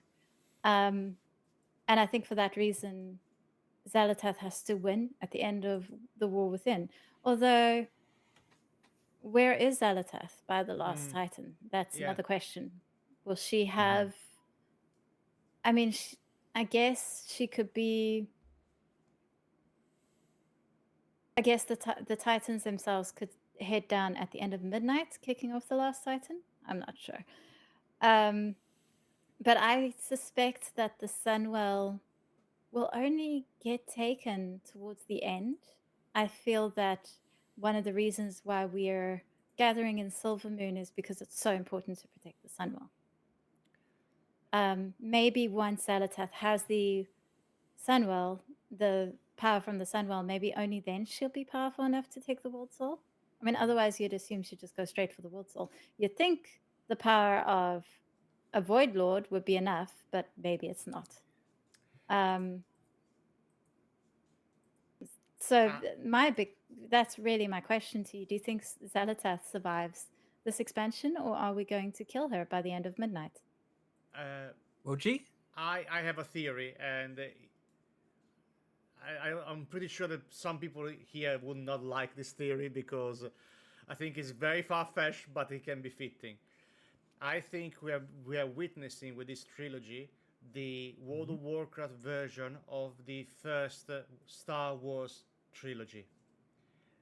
The first Star Wars trilogy, we destroyed the Death Star, Dimensions. Darth Vader, Xal'atath, escapes at the end. And he did. Midnight, Xal'atath wins. The heroes are scattered. We are lost the plot. We are not going to be there. That's what Darth Vader was in Empire Strikes Back. And we finish it off in the last bit in our Return of the Jedi version of World of Warcraft with the Last Titan. That's my theory. I know that probably can be far-fetched, but I believe so many similarities on these that there has to be some form of inspiration for this. Now, you can destroy my theory as much as you want. I have this theory the moment I saw the main poster of the War Within, with all them posing in the center, all nice, like it was looking exactly like a Star Wars Last Hope poster with Luke Skywalker in the center, raising the lightsaber, the big baddies in the back. It was exactly like that, and that's what I started to think. Maybe we're witnessing the new Star Wars saga here, but that's me.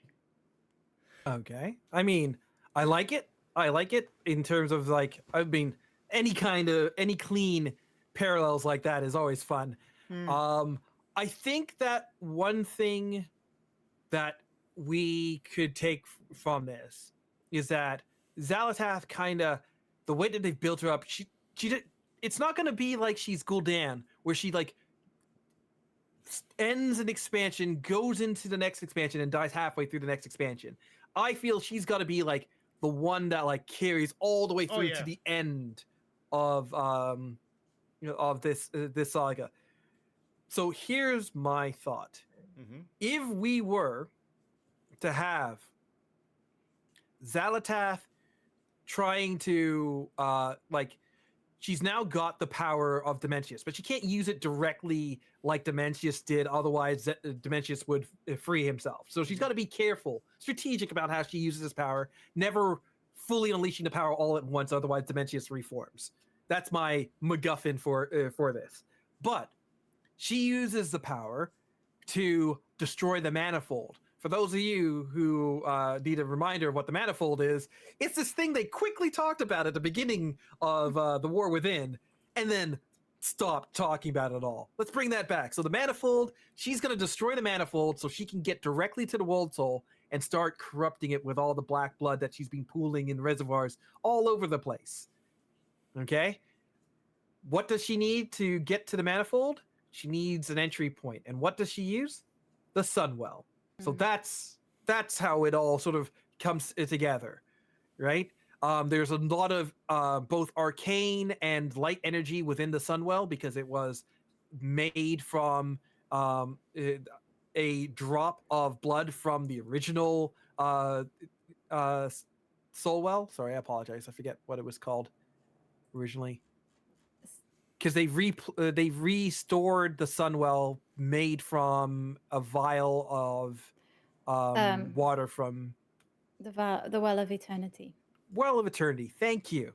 Right, and the Well of Eternity was originally a big scar in the world. So she's draining all that power. She's the ley lines converge there. Whatever. She's gonna try and get down, destroy the manifold. So we fail in stopping her because I think that you are right, Discordian, that we are going to fail. The manifold is destroyed. The manifold sends out a distress beacon if it was ever destroyed, and in comes the Titans. And that's how we get to the last Titan. With now the Titans trying to like re-originate the world to stop things. The Zalatath boring ever deeper and time being short. And what in the world are we doing? This is like the big thing. And then please, Blizzard, if you can listen to me, don't kill Zalatath. We can defeat her at the end of the World Soul Saga and like banish her off to the void from whence, like, Big Tentacle comes in and be like, oh, you arrogant child, this is not what you were supposed to do. Drags her off and she gets like basically a shard where it's like pulled into that portal and it's like, oh crap, she's getting punished. And then she could come back later on. That's what I would love. I'm terrible. I never ever want to defeat. I never ever want to kill any of the bad guys. I get too attached to them. Even Gallywix, who I have wanted to kill since I met him in Cataclysm with my first goblin. I was like, oh, I hate this guy. I have despised Gallywix. I have resented the fact that he was my goblin faction leader. I have wanted to personally kill him. And then we did. And in that patch in Undermine, I fell in love with his character. He's just so great. He's so funny.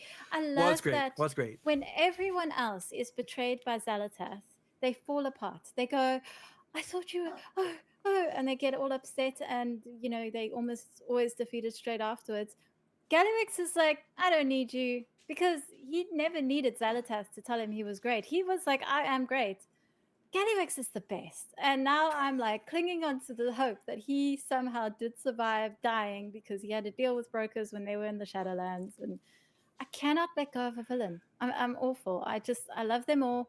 And I mean, Zalatath, you can't get rid of Zalatath. You can't. She's been too good. She's too attractive. She's too funny. I wouldn't She's believe too pretty to die. Guys, she's too pretty to die. She's got her feet are too powerful to be killed off. Oh God! You could chop Zalatath up into tiny little bits, squish them all, and show me and tell me she is dead. Pull her soul out of her body, rip it up, watch it fade in the Shadowlands, and tell me she's gone and dead, and I'll be like, she could still come back though. She's She's in a dagger somewhere. She's fine. She can still come back. I wouldn't believe it.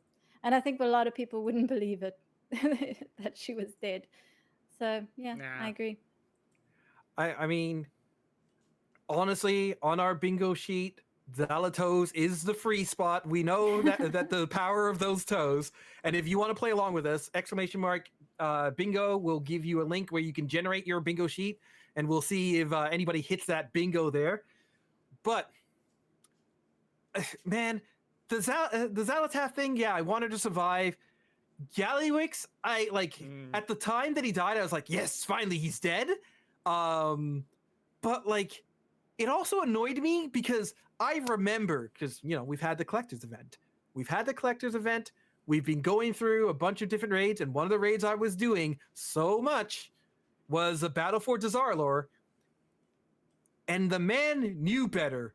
He should have had an escape pod. He said flat out he should have had an escape pod. So why this one didn't have an escape pod? It's beyond me. That is so. You know what? He deserves this death. Poor technology. Yeah. It's because he one's has on an him. escape plan. He's got to deal with the brokers of Tezavish. I keep telling you. Oh. No. That's it. Gallywix's soul is somewhere safe. He's currently one of the brokers he's disguised as a broker in Tezavish right now. I would like if they used some people that like actually do die in like a sort of like, oh, I pulled these souls from the Shadowlands. These are like souls that like would help me, and one of them can be Gallywix. It's like, wait a second, he's not a fighter. Why would you use that soul? Oh, he had a lot of connections. He gave me a lot of information and so forth, right?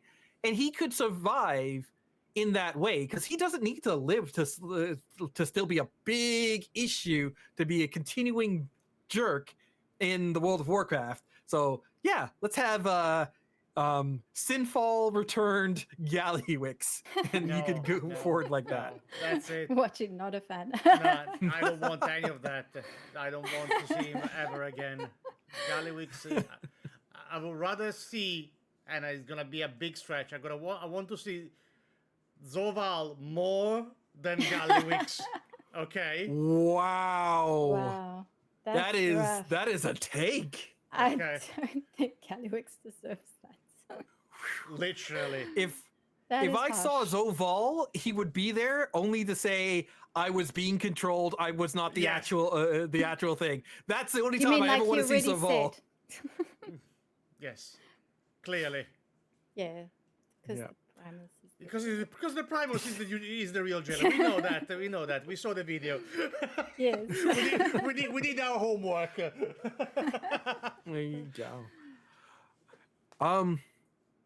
So then we've got Zalatath as a great hero. We've maligned Illyria a little bit. I mean, she's okay, but I don't think that World of Warcraft has ever really been carried by its heroes. It's always been like, do we like this villain? It's always been, oh, we're up against the Lich King and all the stuff about the Lich King.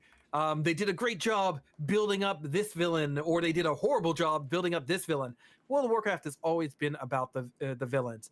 And so one villain that I would love to see return is, I don't want to call him the last surviving incarnate, because technically his sister, if you will, is still around, right? But like, had to deal with Zalatath, has been orchestrating this. If we're talking about long-term planners, deep thinkers, why would we not have oh god, how do I forget his name right now? No, I went on this silly wiki and now I forgot his name. Did I describe him enough that you guys remember? I'm not sure. Last surviving incarnate. The stone guy. Iridicon. Thank you. Oh yeah. And there's Hail Xal'atath saying, well, he's got to come back for Last Titan, right? Clearly, he's got to. If he doesn't come back for Last Titan, he has got to come back at the very end of Last Titan and be like, "Thanks for clearing that up for me. Now you know the truth." Sorry. Right? He's gonna pull out Zoval. It was me all along. Once again. Go ahead. No, he's got some plan brewing. Just because he's off camera doesn't mean he's doing nothing. He's gonna, next time we see him, I think he's gonna be quite scary. Because he plans to take on the Titans, which is gonna require a lot of power. Yeah. Clearly. And so I don't want him just showing up and saying, I've got this Deus Ex Machina, I've got the MacGuffin that allows me to take on the Titans. I think like it's got to be like Zalatas, where you hear something's happening along the way that is like that then makes it go like, oh, okay. Where did that power go, and who benefited from this, and like some sort of like conversation about like, oh, I came across somebody from your world, Atherothian, right? They've got to tease his return a bit. The one character that I think can return without any sort of lead up, just suddenly like, bam, here I am, Sylvanas. When do you think we'll see the Banshee Queen return? I'm going to give this one to you. In this trailer! I'll throw that this way. I mean, you have to announce Midnight with a bang for having all the subscription poured and all the pre-orders poured into the game. Show Sylvanas, I've done my dailies in the mall. I'm back. Let's kill these fuckers. Pardon the language. Wow. Are we ready? Is the community ready for Sylvanas to come back? Do you think everyone has recovered from their collective trauma? Oh no, there will always be that contingent that hates. I think that one whole expansion is probably good enough for cooldown period. So I think if they want to start the pre-orders of Midnight and they want to sell the hell out of the expansion, they're gonna have her showing up, not maybe be the front and center of the trailer, but showing up at the end, say with maybe just the eyes, the blue eyes now, showing up at the end in the darkness of the void, her blue eyes coming back and say, "Well, I'm back now. Let's kick ass."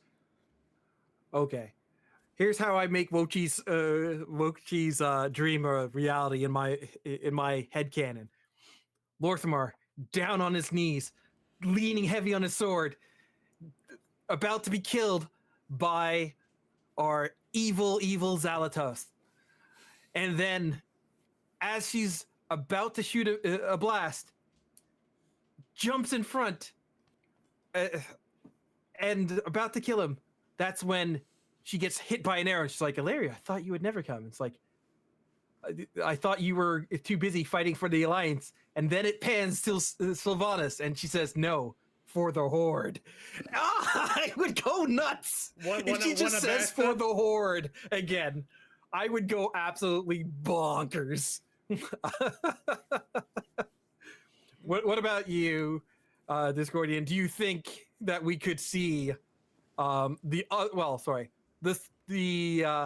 second Windrunner sister in this trailer? Well, I'm gonna have to rain in your parades and say no. That's fine. I don't think we're getting Sylvanas yet, but I think there's a solid chance she would come back for Midnight. If she doesn't, it'll be a long time before we see her again, because Midnight is the only time that really makes sense for us to see Sylvanas again. I do think it would be a later on in the expansion when things get desperate. She just said World of Warcraft. Ooh, hello. I'm gonna turn up the volume then. So all right, we'll see. I was starting to think it would be on stage.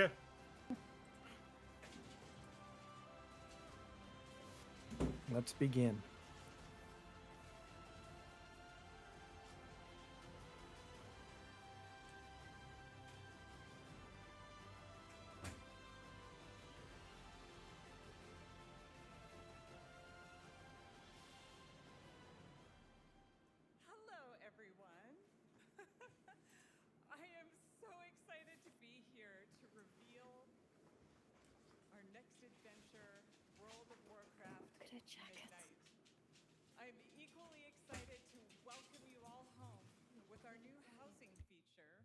And if you're here at Gamescom, please come by and check it out on the show floor. Wochi, is the sound up on the Coming in this next on the stream? expansion, our 11th expansion.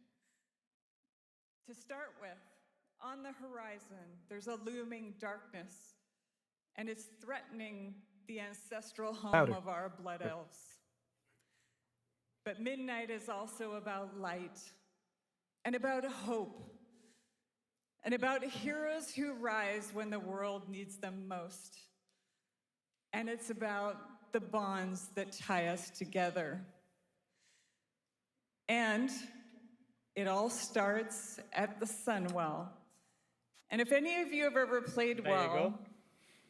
do you remember the Sunwell?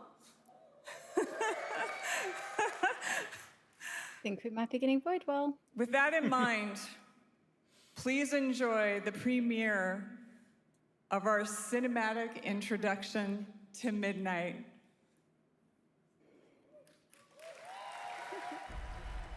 Ooh. The light flows through me, and by its grace am I made one with all that is sacred. The light guides my steps and illuminates my path. The light flows through me, and by its grace am I made one with all that is sacred. The light guides... Liadrin, it has begun. I need you with me on the wall.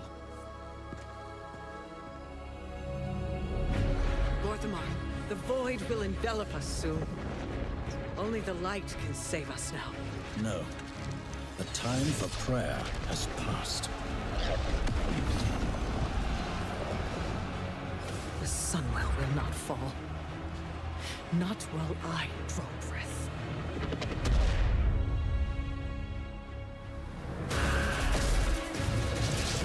That's why.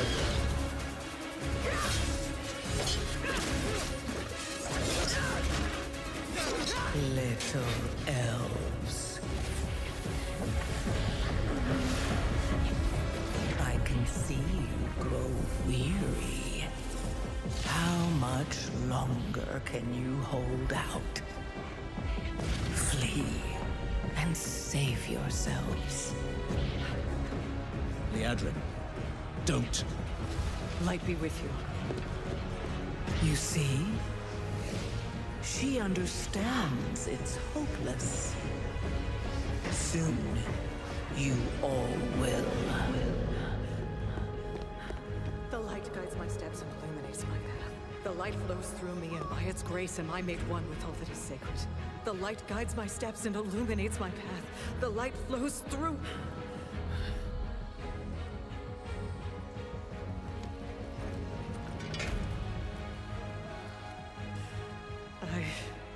I know that I am unworthy.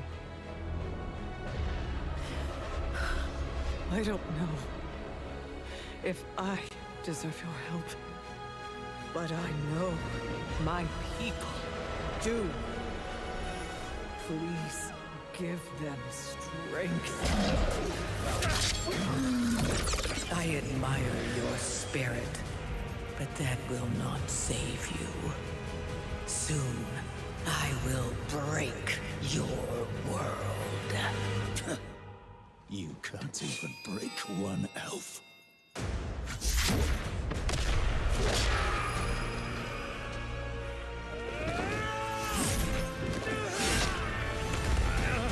This darkness comes to devour everything.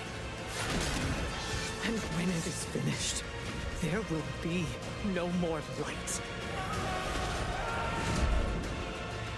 Without your aid, we will perish. I beg you, help us.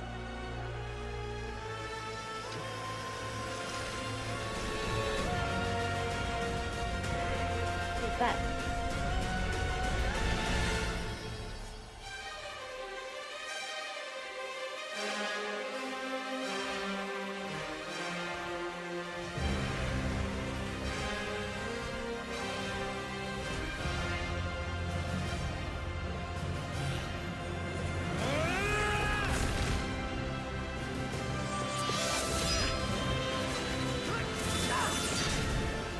The Sunwell will not fall! Not while we draw breath.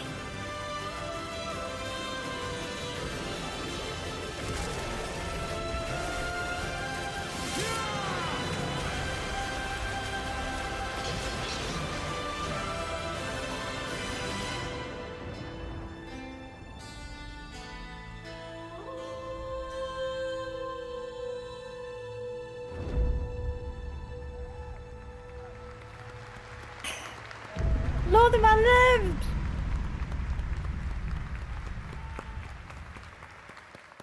Just about. What a great cinematic. Nobody does those better than Blizzard, and hope you guys enjoyed that. All right, next is the global announcement of a new project from Team J, the dev team. The feels, friends. Oh my goodness. Oh my word. I That think, was good. That was good. wow, that was great. Chat, was anybody else like skipping heartbeats, just be like, oh my goodness. That was very close for my prediction, though. It was far too close for Lortimer to It skipping was an so entire close for expansion. Oh, Well, that was Heart good. in my throat. okay. that All was right, good. all right. That was I need good. I need to catch my breath a second. Let's do another giveaway though. Yes. This time we've got a pet to give away, I believe. What do we have up? We have a pet. We have a Thirin, the floating tree form like pet. Oh, I haven't gotten that. I can't enter. Somebody enter for me. Right, the tweets and social media posts are going live as we speak, and I'm gonna be starting the giveaway in just about a second. There we go. This should be live. Same procedure as before. Exclamation mark ticket. Okay. Exclamation mark ticket. Whew. Wow. All right. So, Let's who switch over thinks- to our scene, because like we don't need to see any more of the open night live. We got what we came for. Mm-hmm. Yeah, I mean, we can. Yeah, I will stop seeing it. Yes, definitely, 100%. Yep. 1 sec. And There we go.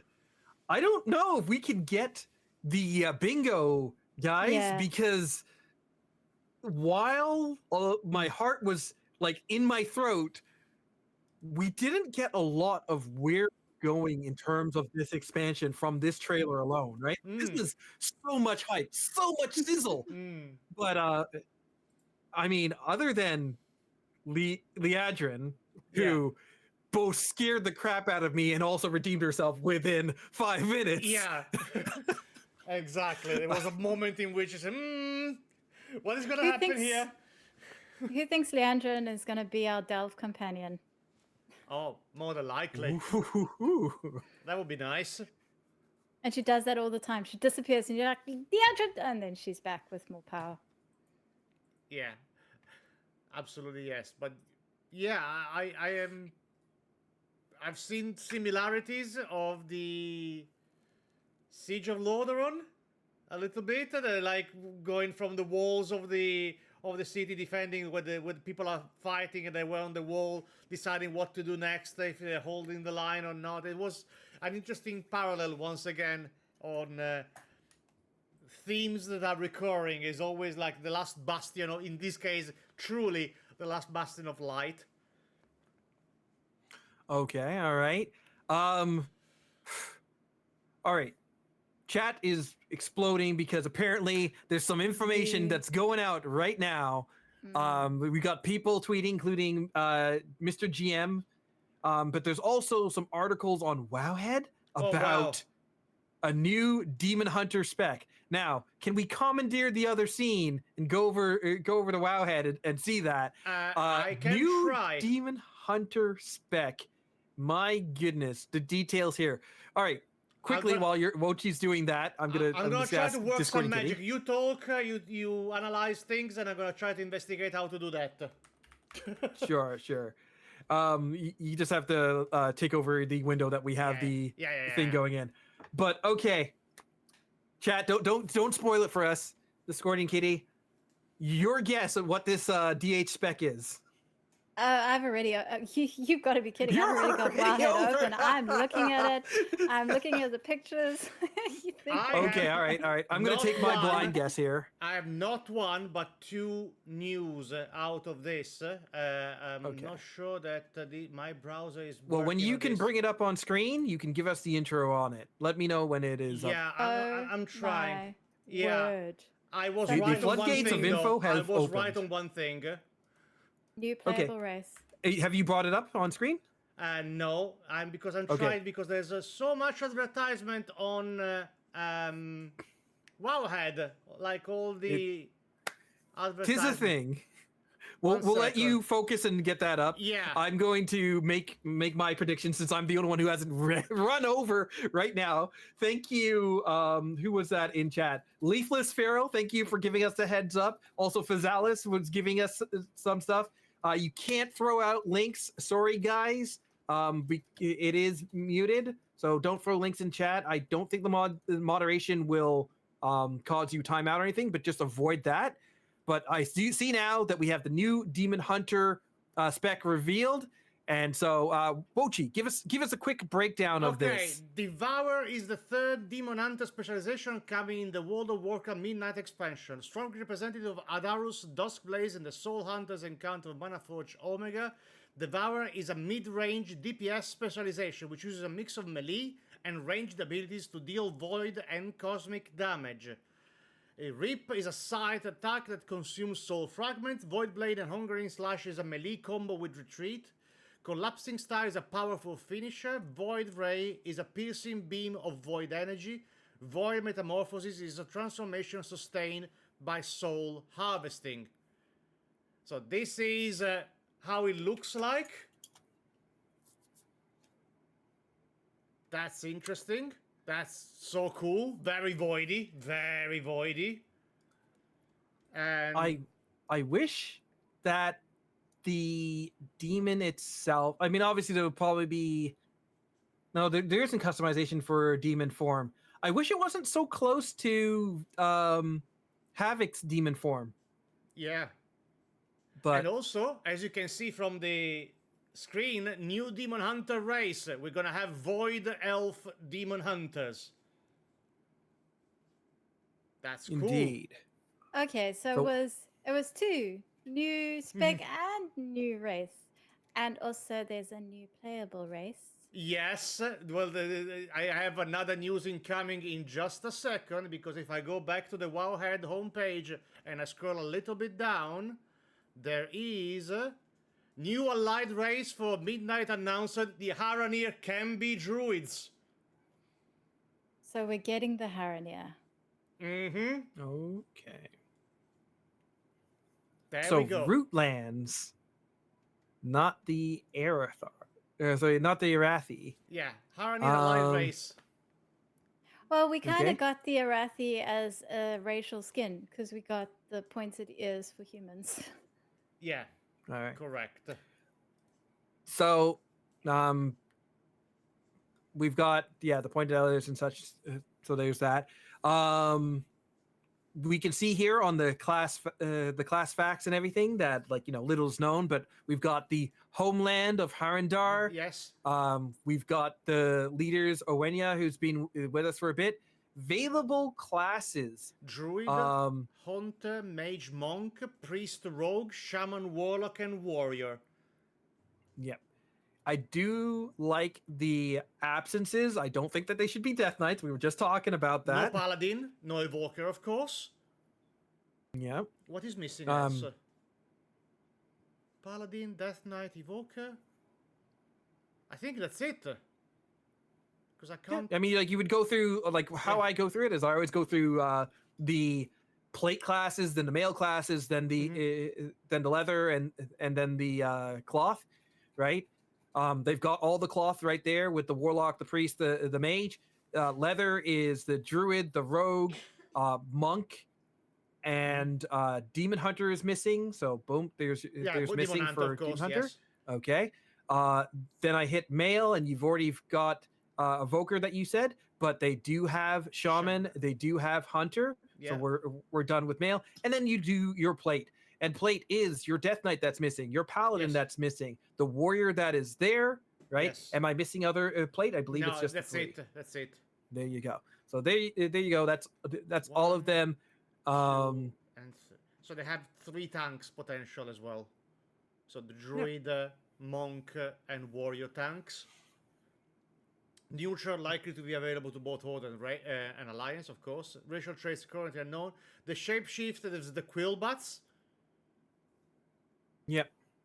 I do want them to have their own tank form. I do want them to have their own feral forms. Like, definitely throw those in, as well as now people are gonna have to go back and start farming out the Amir Drasil patch just to get those forts again. This is a pleasure of who are the Haraneer. There's a little bit of story. Yeah, interesting. There's a midnight gameplay reveal on the World of Warcraft channel. Okay, I'm gonna head over there on the YouTuber. Yeah. Okay, let me find it, and I'll be there in a second. Right. And we can play through that. Make sure it's lined up nicely. Yeah. Okay. So, I already see people saying that the new race is hot. Are you hyped for this new race, Discordian? Yeah, that's kind of where I'm sitting. I'm sort of like... I'm excited to get a new druid. I always like getting a new druid, so that's nice. Druids are one of those classes that never clicked for me. Poor druids. Rogue hasn't clicked for me. I apologize. This is just, it hasn't clicked for me. I'm not saying that these are bad classes. It is insane what the druid in my raid can do. It is insane what I've seen various people do on various classes. But they just didn't work for me. So let's watch this trailer. Let's go.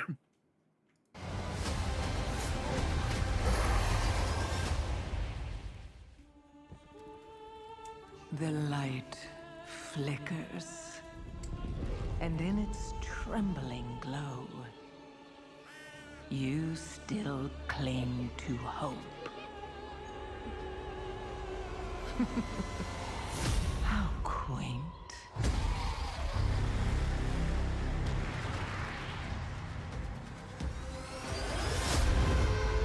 Ooh. The shadow is closing in. It hungers to devour everything. Zula, man!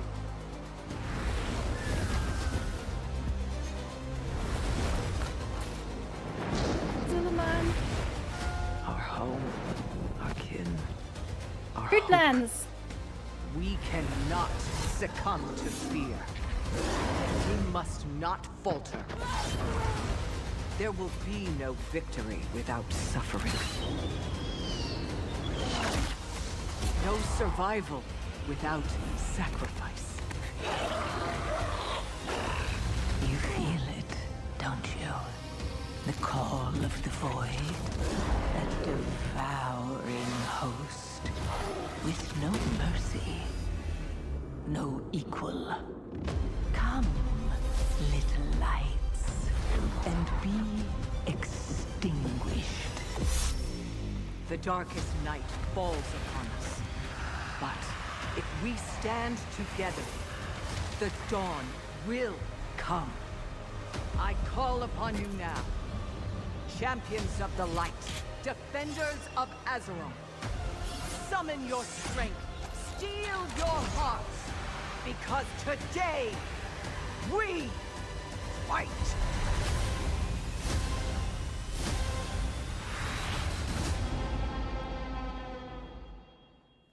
Ooh, boy. There's still some seconds at the end of this. There's 15 seconds. What is gonna happen? Nothing? Nothing. The void. Just the void. Listen, I'm gonna take this 15 seconds. This will be great background footage. Keep going. Keep 15 going. seconds of this is great for a content creator. You guys are sad. I'm happy. Wow. Wow. Wow. Oh boy, that was a treat just for me, friends. There is some more amazing news on WoW ahead. Yes. Transmog is going to be made free. What do you mean free? No more cost for transmogging? Players will save thousands of gold in Midnight with free transmogging.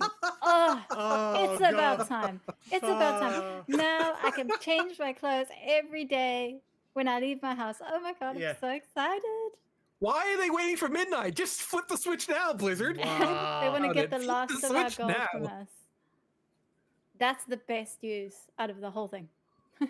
It's also saying one thing, situation change your transmog automatically. Another new feature being added to transmogrification is the capability to change your outfit automatically based on situations. It is currently unknown what parameters will be used to determine a situation.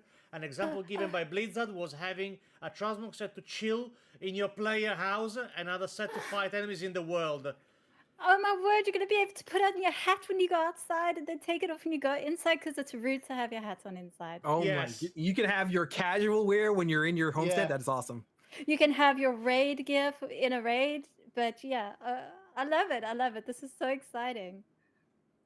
Oh my word, this is so exciting. Yeah. Yeah. Before we keep going on for the more excitement, I'm gonna close the previous giveaway, so we have another Okay. winner. Yes.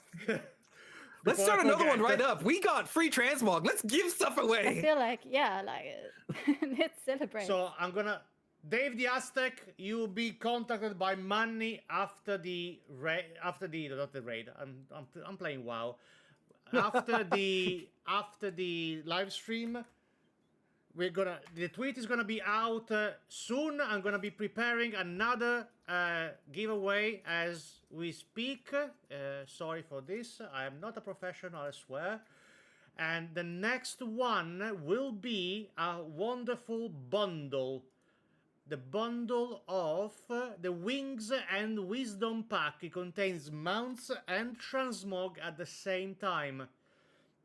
So bear with me while I copy paste,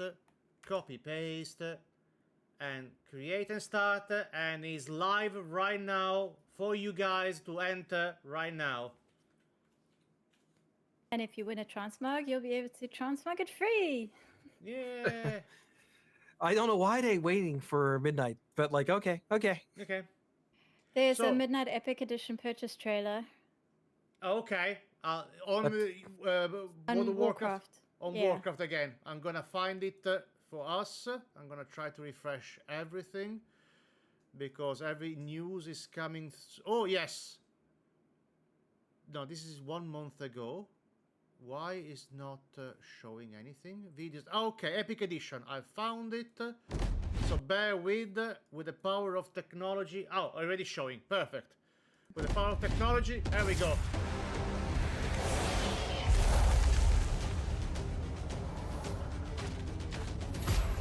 Ooh.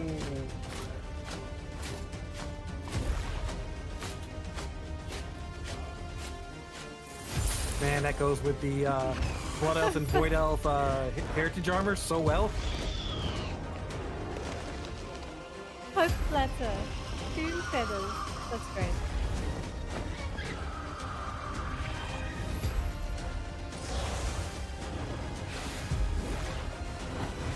Man, Dragonhawk's got a glow up. Why did we not put that up in the glow ups? Forget Aerthar, Dragonhawk glow up. There are key character paintings that are or Oh alliance. wow, paintings!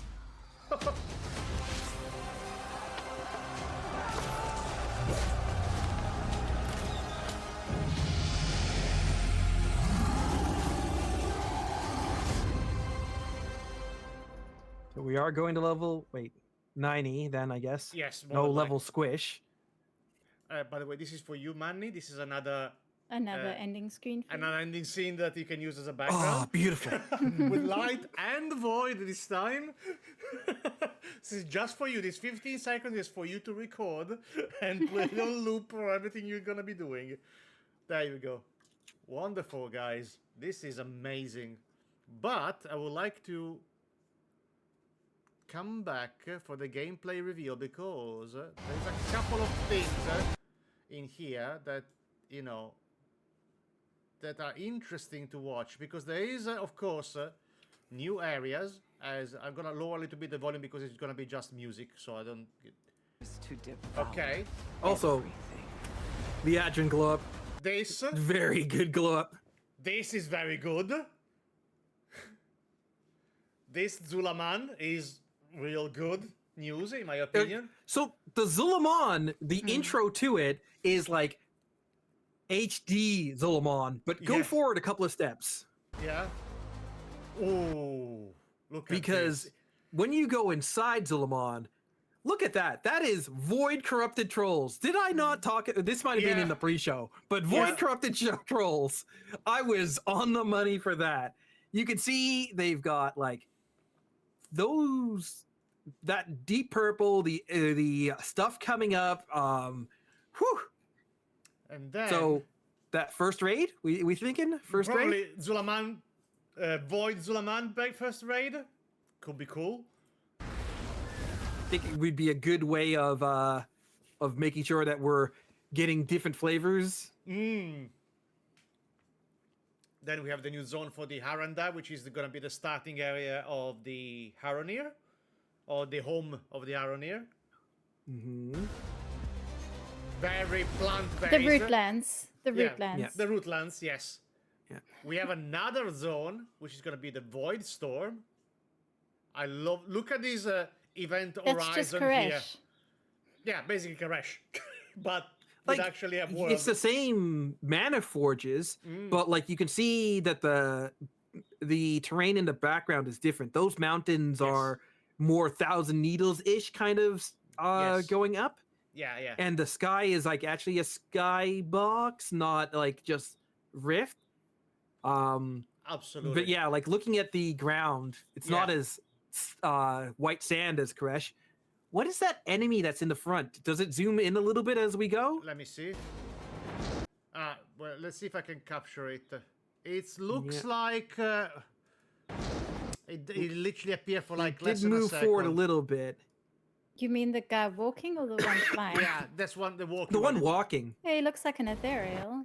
does look like an ethereal. I probably zoomed in a little bit with a double click. So yeah, it looks like a mix with an ethereal because it has like some void energy coming out of the wraps.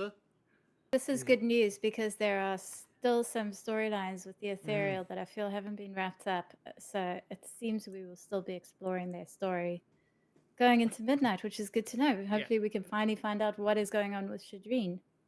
But also, Yeah, I mean, spoilers for those of you who haven't gone through the raid, but when you defeat the penultimate boss, King Saladar, he gets absorbed by Zalatas. Zalatas says, hey, I know a loyal trooper or a loyal pawn when I see one. And so I think we might see a return of King Saladar just yep, now with Zalatath controlling instead of Dementius. And also on a side note, as probably people know me already, I am in my synthwave era. This palette for this area with all these synthwave themes of pink and purple on the event horizon are perfect. I'm gonna stay here. I want my house to be here.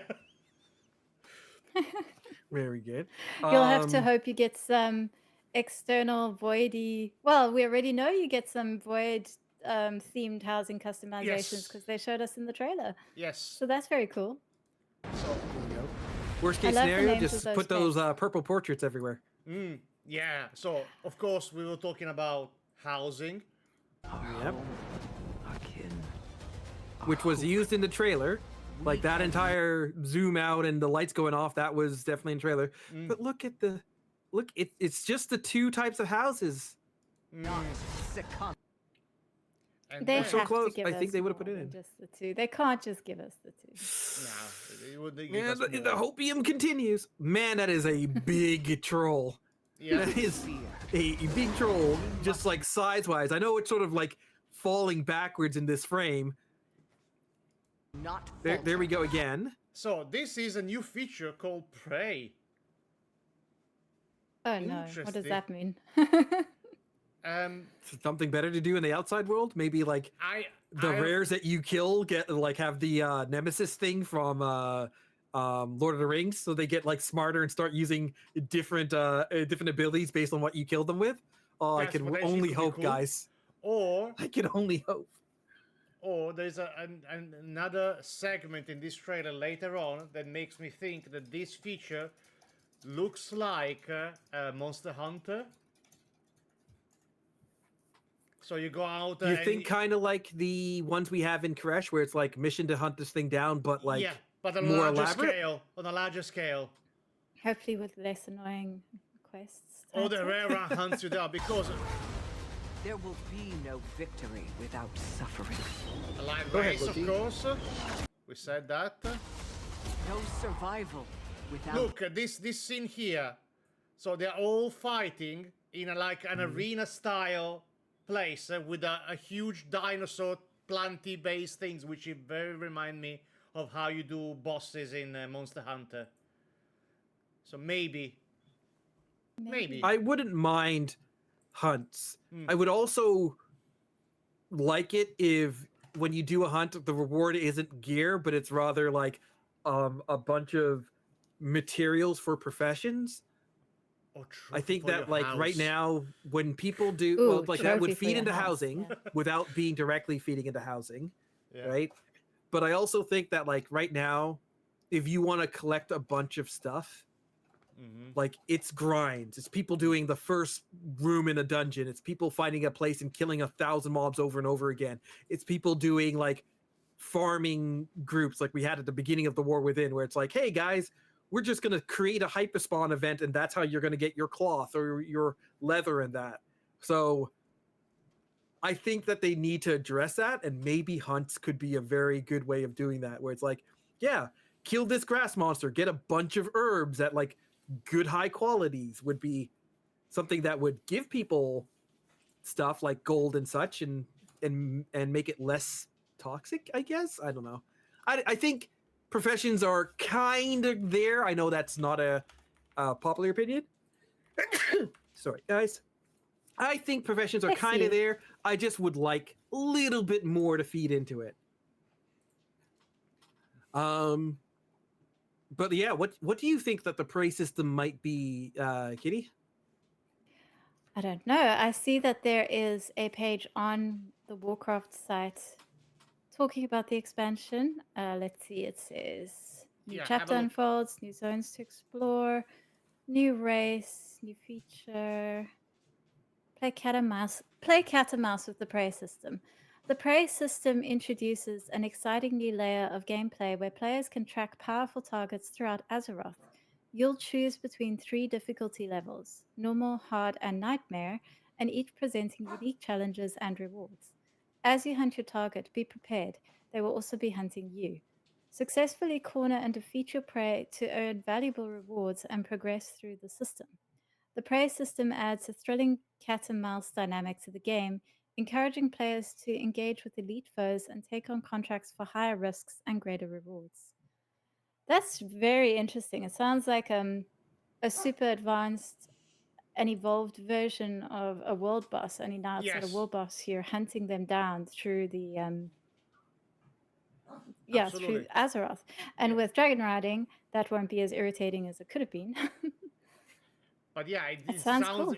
But it also sounds very similar to what I was saying about Monster Hunter, because you literally track down a big predator, a big creature, and you basically fight this creature in stages until you find the last stage of the creature, and you actually collect the trophy of the creature, and that's the progression of the game. So it kind of plays into that in my mind a bit. So it kind of become similar to that, but of course with a Azerothian twist. And trophies for your house, of course. Of course.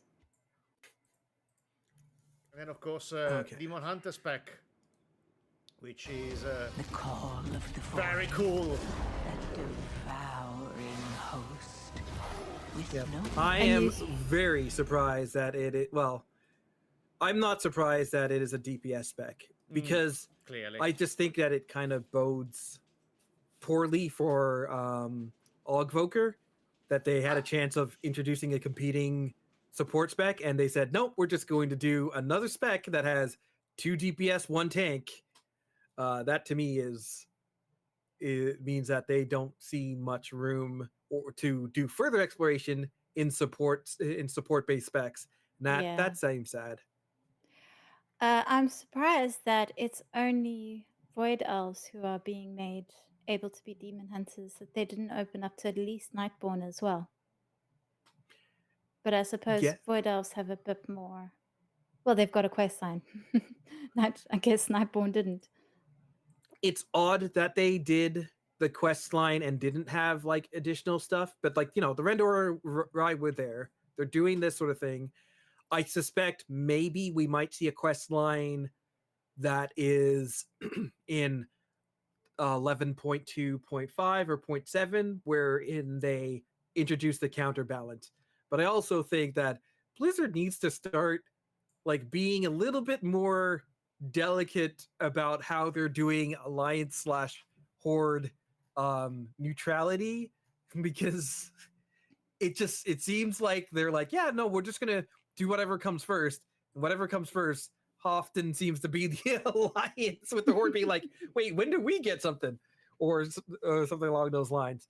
But you know, as a shaman player, as long as we don't suddenly get like new spec for shaman that only goes to alliance, I'm gonna be fine for a bit. Do we think that because like obviously we've got Ilaria, she finally brought in the Renderai at the end of this expansion. Do we think that we're gonna have more storyline involved with the Renderai, especially when we're dealing with Midnight and like the Void? Like, it just seems like the perfect time for them to become front and center.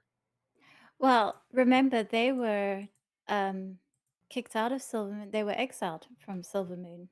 But now Silvermoon is probably going to have to rely a bit on Ilaria's help, even though that advert. One thing I must say about the advert is it was refreshingly Horde.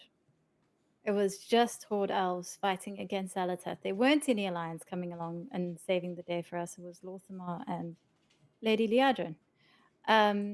But I mean, we know Ilaria is going to be involved. So if she comes back, then they can't exactly tell the Void Elves that they're exiled anymore. And if the Void Elves are coming back, then yeah, we definitely need to explore their story.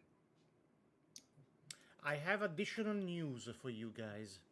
Oh, yeah. All right. So, face new raids, dungeons, and delves. We're gonna have not 1, not 2, but 3 raids at launch. What? 3 separate raids. Yes. What? Whew. So good luck, race the world first. I don't know how you call that. Right. How you like do that. I'm gonna collate information from different sources. So we are gonna have the Void Spire, ascend a towering structure filled with formidable foes and cosmic horrors, leading to a showdown with Dominus Lord Aversian and Saladar in this 6-boss raid. So the raid with 6 bosses. Then we have the Dream Rift. Step into the permeable vein between primordial dreams and brutal reality in this single boss raid encounter. Join the Shulka in their hunt of an undreamt god that never should have been put down. Half-birthed abomination that lashes against existence itself. And then, lastly, March on Quel'Danas. The story reaches a thrilling climax as the united armies of the Elven tribes march on the iconic Sunwell Plateau. This is all from the World of Warcraft Midnight Revealed official article on the website. All right. So, I'm going to give a shout out to Sleeps 197, who said that this is like Mr. Pandaria. I agree. This feels like Tier 1 Mr. Pandaria. You have Raid, then a couple of weeks later, you have another raid. Then a couple of weeks later, you have the last raid. And so that's how they release it. It is also similar to what we had with the Emerald Nightmare, and then immediately, so rather shortly after that, we had the Trial of Valor, right? So there was like a 2-step before we got the first tier raid, which the raid that included tier, which of course was the Nightwell one, which I can't remember the name of right now. Such a good raid. Why can't I? Is it Nightwell? Whatever. Which one was? Sorry? Chat'll get me. The first major raid where you fight at Gul'dan for the Nightwell. Nighthold. Nighthold. Thank you, Nighthold. Nighthold. Man, I also, it was a great raid. I kept thinking Nightwell, and I was like, that's not right. That's not right, you know. Yeah, I know. I knew it wasn't right. I'm like, it had the Nightwell, but it wasn't called the Nightwell. It's the Nighthold. Okay. Anyways, so yeah, that I'm glad. I think that it's also really good to keep variety in the enemies and make them look good while still delving into themes. So I like that. But before we dig any deeper, Wochi, we really have so many prizes to give away, and I feel like we're not going to give them away if we don't do this. So I'm going to ask something special from you. Let's do another giveaway, but let's do... I'm going to close this one then first. Yep. Okay. Drawing a winner. Hunting elk. Hunting elk. Nice.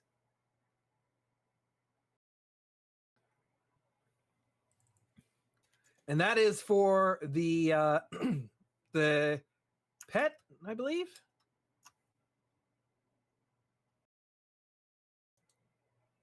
But Wochi will have to tell me, because I need to make sure that I'm giving away all this stuff to people. Yeah, so I'm going to be posting to you who won this one. So hunting elk for this one, and Michelle is gonna prepare the tweet for the pet. No, not the pet. Sorry, the toy again. The Murloc toy again.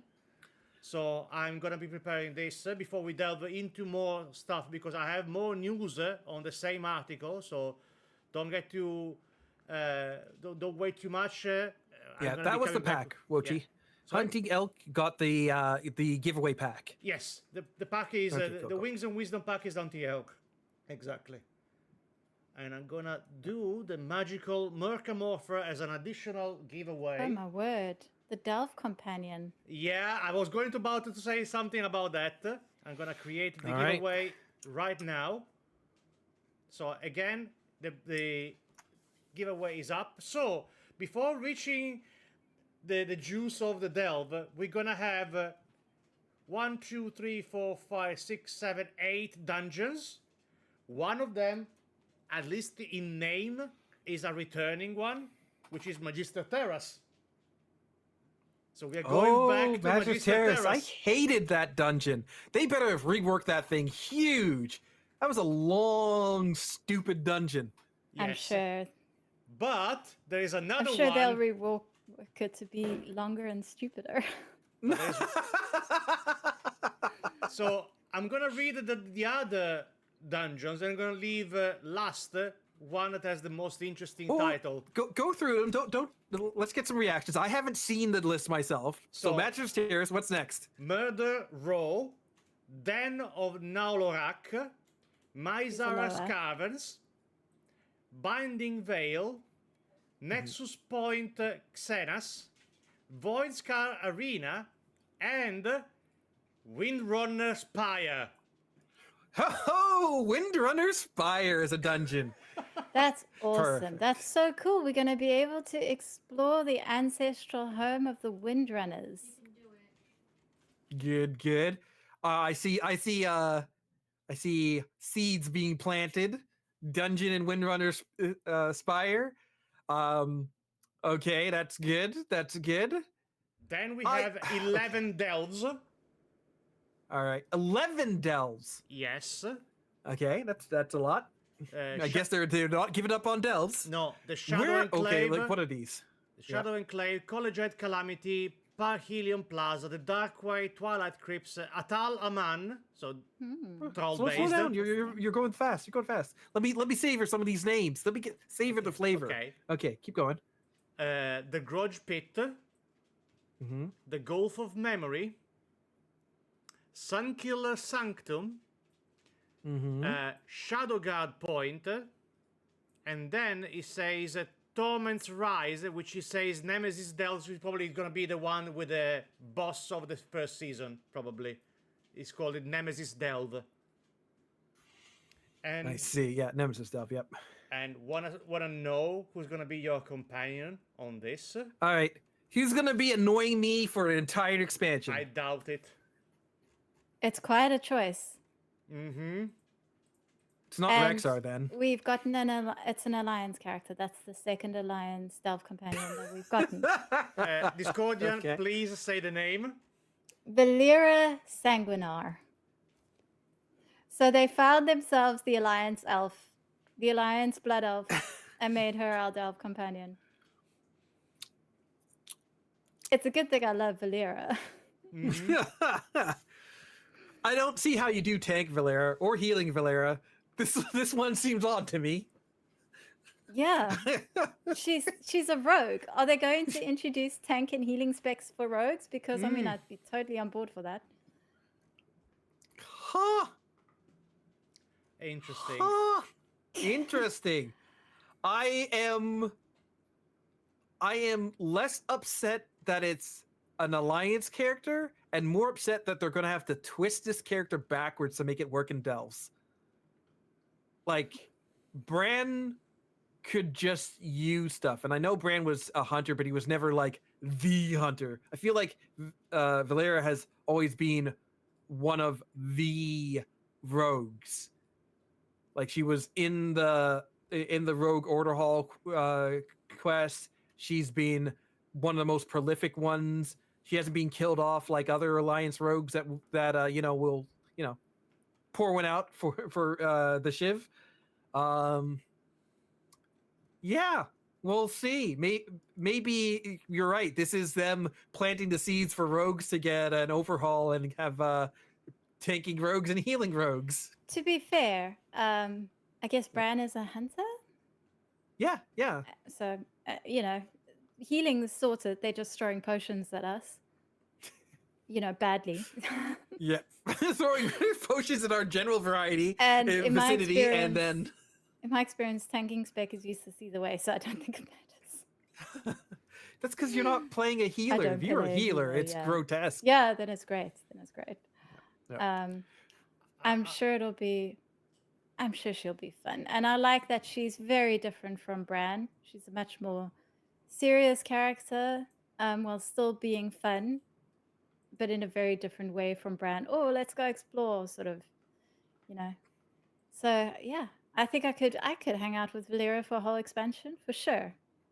I don't know. In season 2, who's gonna steal her hat? There's not a lot of clothes to steal. It's true. There's not a lot of clothes to steal, Blizzard. This is still a teen game, we're sure, right? Oh dear. Okay. Yeah, the thing is, when Liadrin comes back from the Sunwell, that really looked like Alliance troops behind her helping support. Yeah. I think Army of the Light. Army of the Light, yeah. That's what I'm thinking. They're gonna show up. Yeah, but those silhouettes of those heavily armored guards look like Stormwind troops. I'm not sure. She's like praying to the light, and then you see a hand on her shoulder, and it's very clear that it was her prayer that summoned these people. And I know I know World of Warcraft worships the Alliance now, but we're not quite at the point where you summon them by praying. The Army of the Light. Yeah, sure. Maybe you summon them by praying. It's Anduin back in fully armor. He's like, yes, I got you. I know a trick or two to do that. I mean, he must rest the entire Alliance army outside Lordaeron, so I guess it works. True. Maybe they're planting the seeds, and they're tired of warlocks being the only one that can summon, and so now we're getting paladin summons. Ooh, that would be nice. No, that's just absolutely a joke. Don't worry about it. Paladins already got Paladins already got a battle res recently. They don't need further utility. Give it to a class that really needs it. Like Shaman, you know. I don't think Shaman need, like, we've got the like one of the best raid buffs in the game. We also have Bloodlust, which I know is everywhere nowadays. But like, I don't think Shamans need much other than to not be like utterly undertuned in order to validate a raid slot. But that's a completely different thing. And don't you dare talk about Tremor Totem Sleeps. We're not talking about that with Wochi. I like that we've got all these raids coming. I'm hoping that this is going to be a good system of stuff, of terms of like balancing that. We're seeing the Race the World First play out right now. I think, as far as I know, teams are at 5 out of 8. That might have changed while we've been watching these trailers and such. I think there were 6 out of 8. 6 out of 6 8. out of 8? They are progressing on the Prince. Right. Okay, 6 out of 8, and actually 3 teams in this race, so rating is looking pretty healthy for, like, you know, Race the World First. And for the teams at home, I've seen a lot of teams get through normal on their first week and get a healthy first stab at heroic, including the Dungeon Dojo team as well.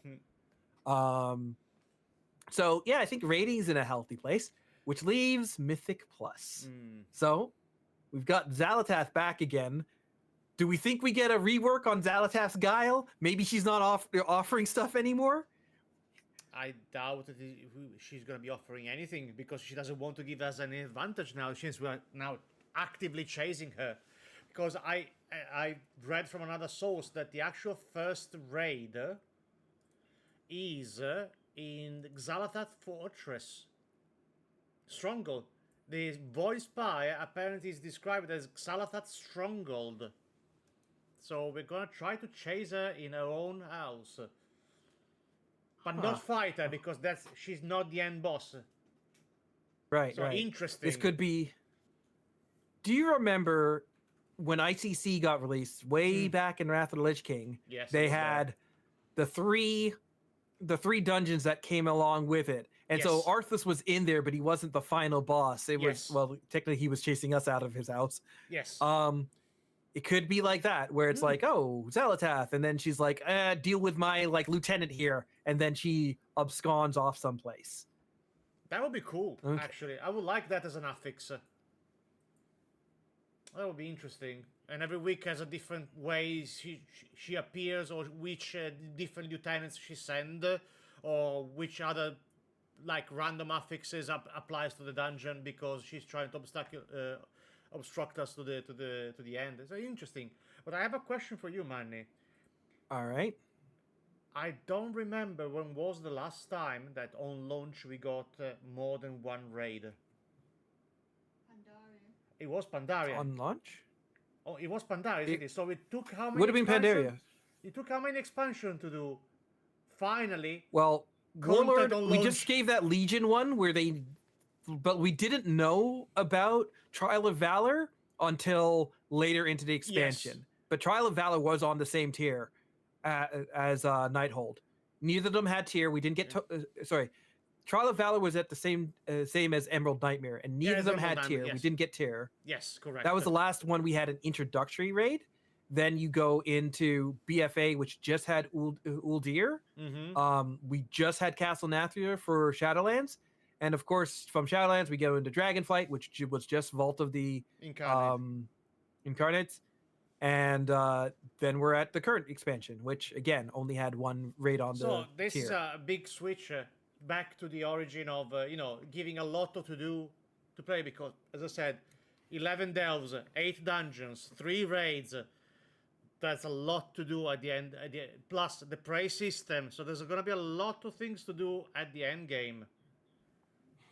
And I might actually have to do the dungeon since they've introduced Wind Runner Spire.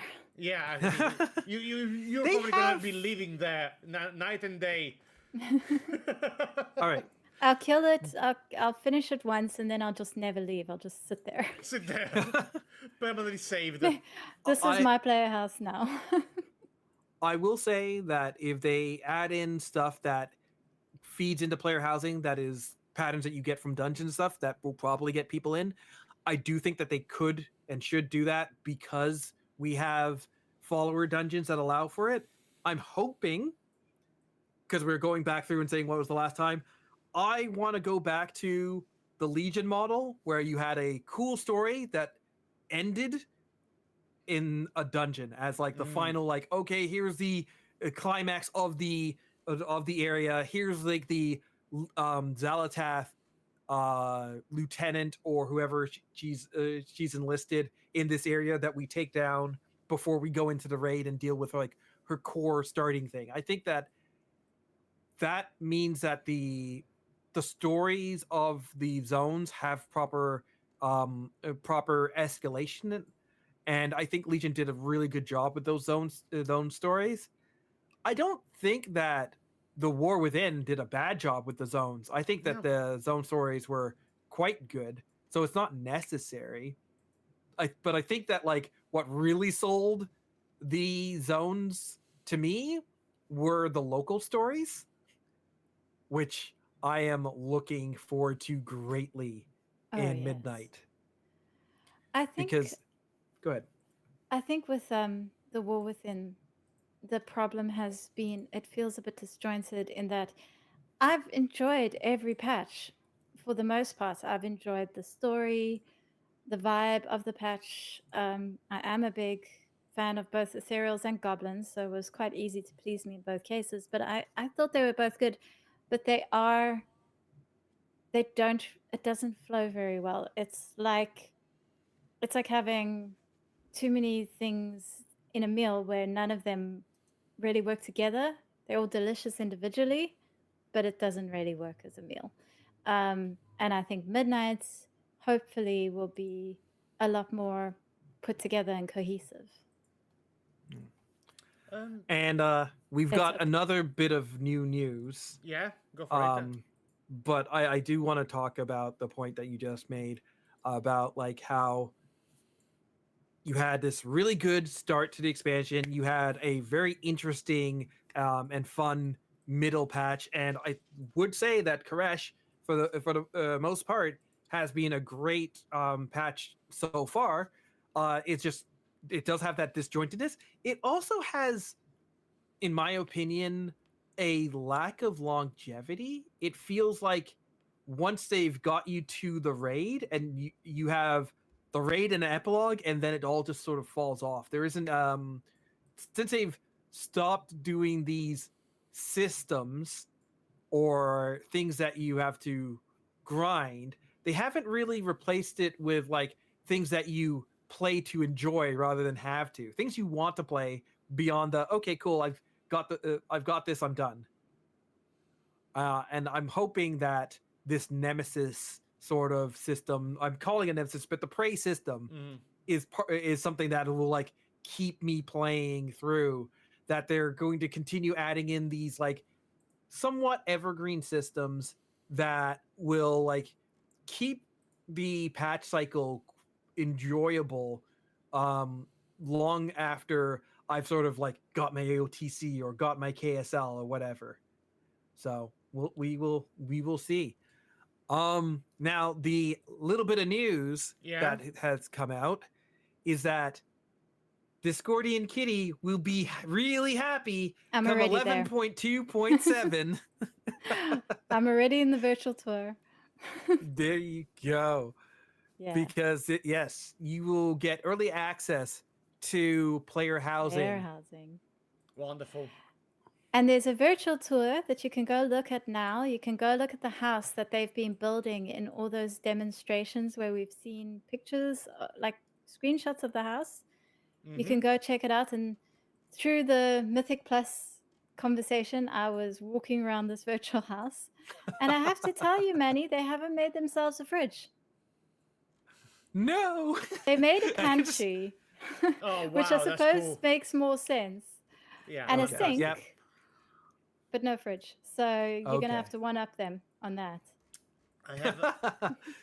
I have another couple of tidbits of news and interesting wording, but it's probably just me. So the areas actually are Eversong Woods, Zulaman, Harandar, but apparently you can take these 3 areas in the order you want, and Yep. then after you finish those 3 areas, you can go to Voidstorm, which is the final area, which is Okay. interesting. I like That that. sounds I a like lot like that. Legion. Yes, correct. That's great because, yes, I really like it when they do that. Give people the freedom to level through the areas they want to, but also have it enough on the rails that there is there is an area you all go to in the end, so there is still a progression of the story.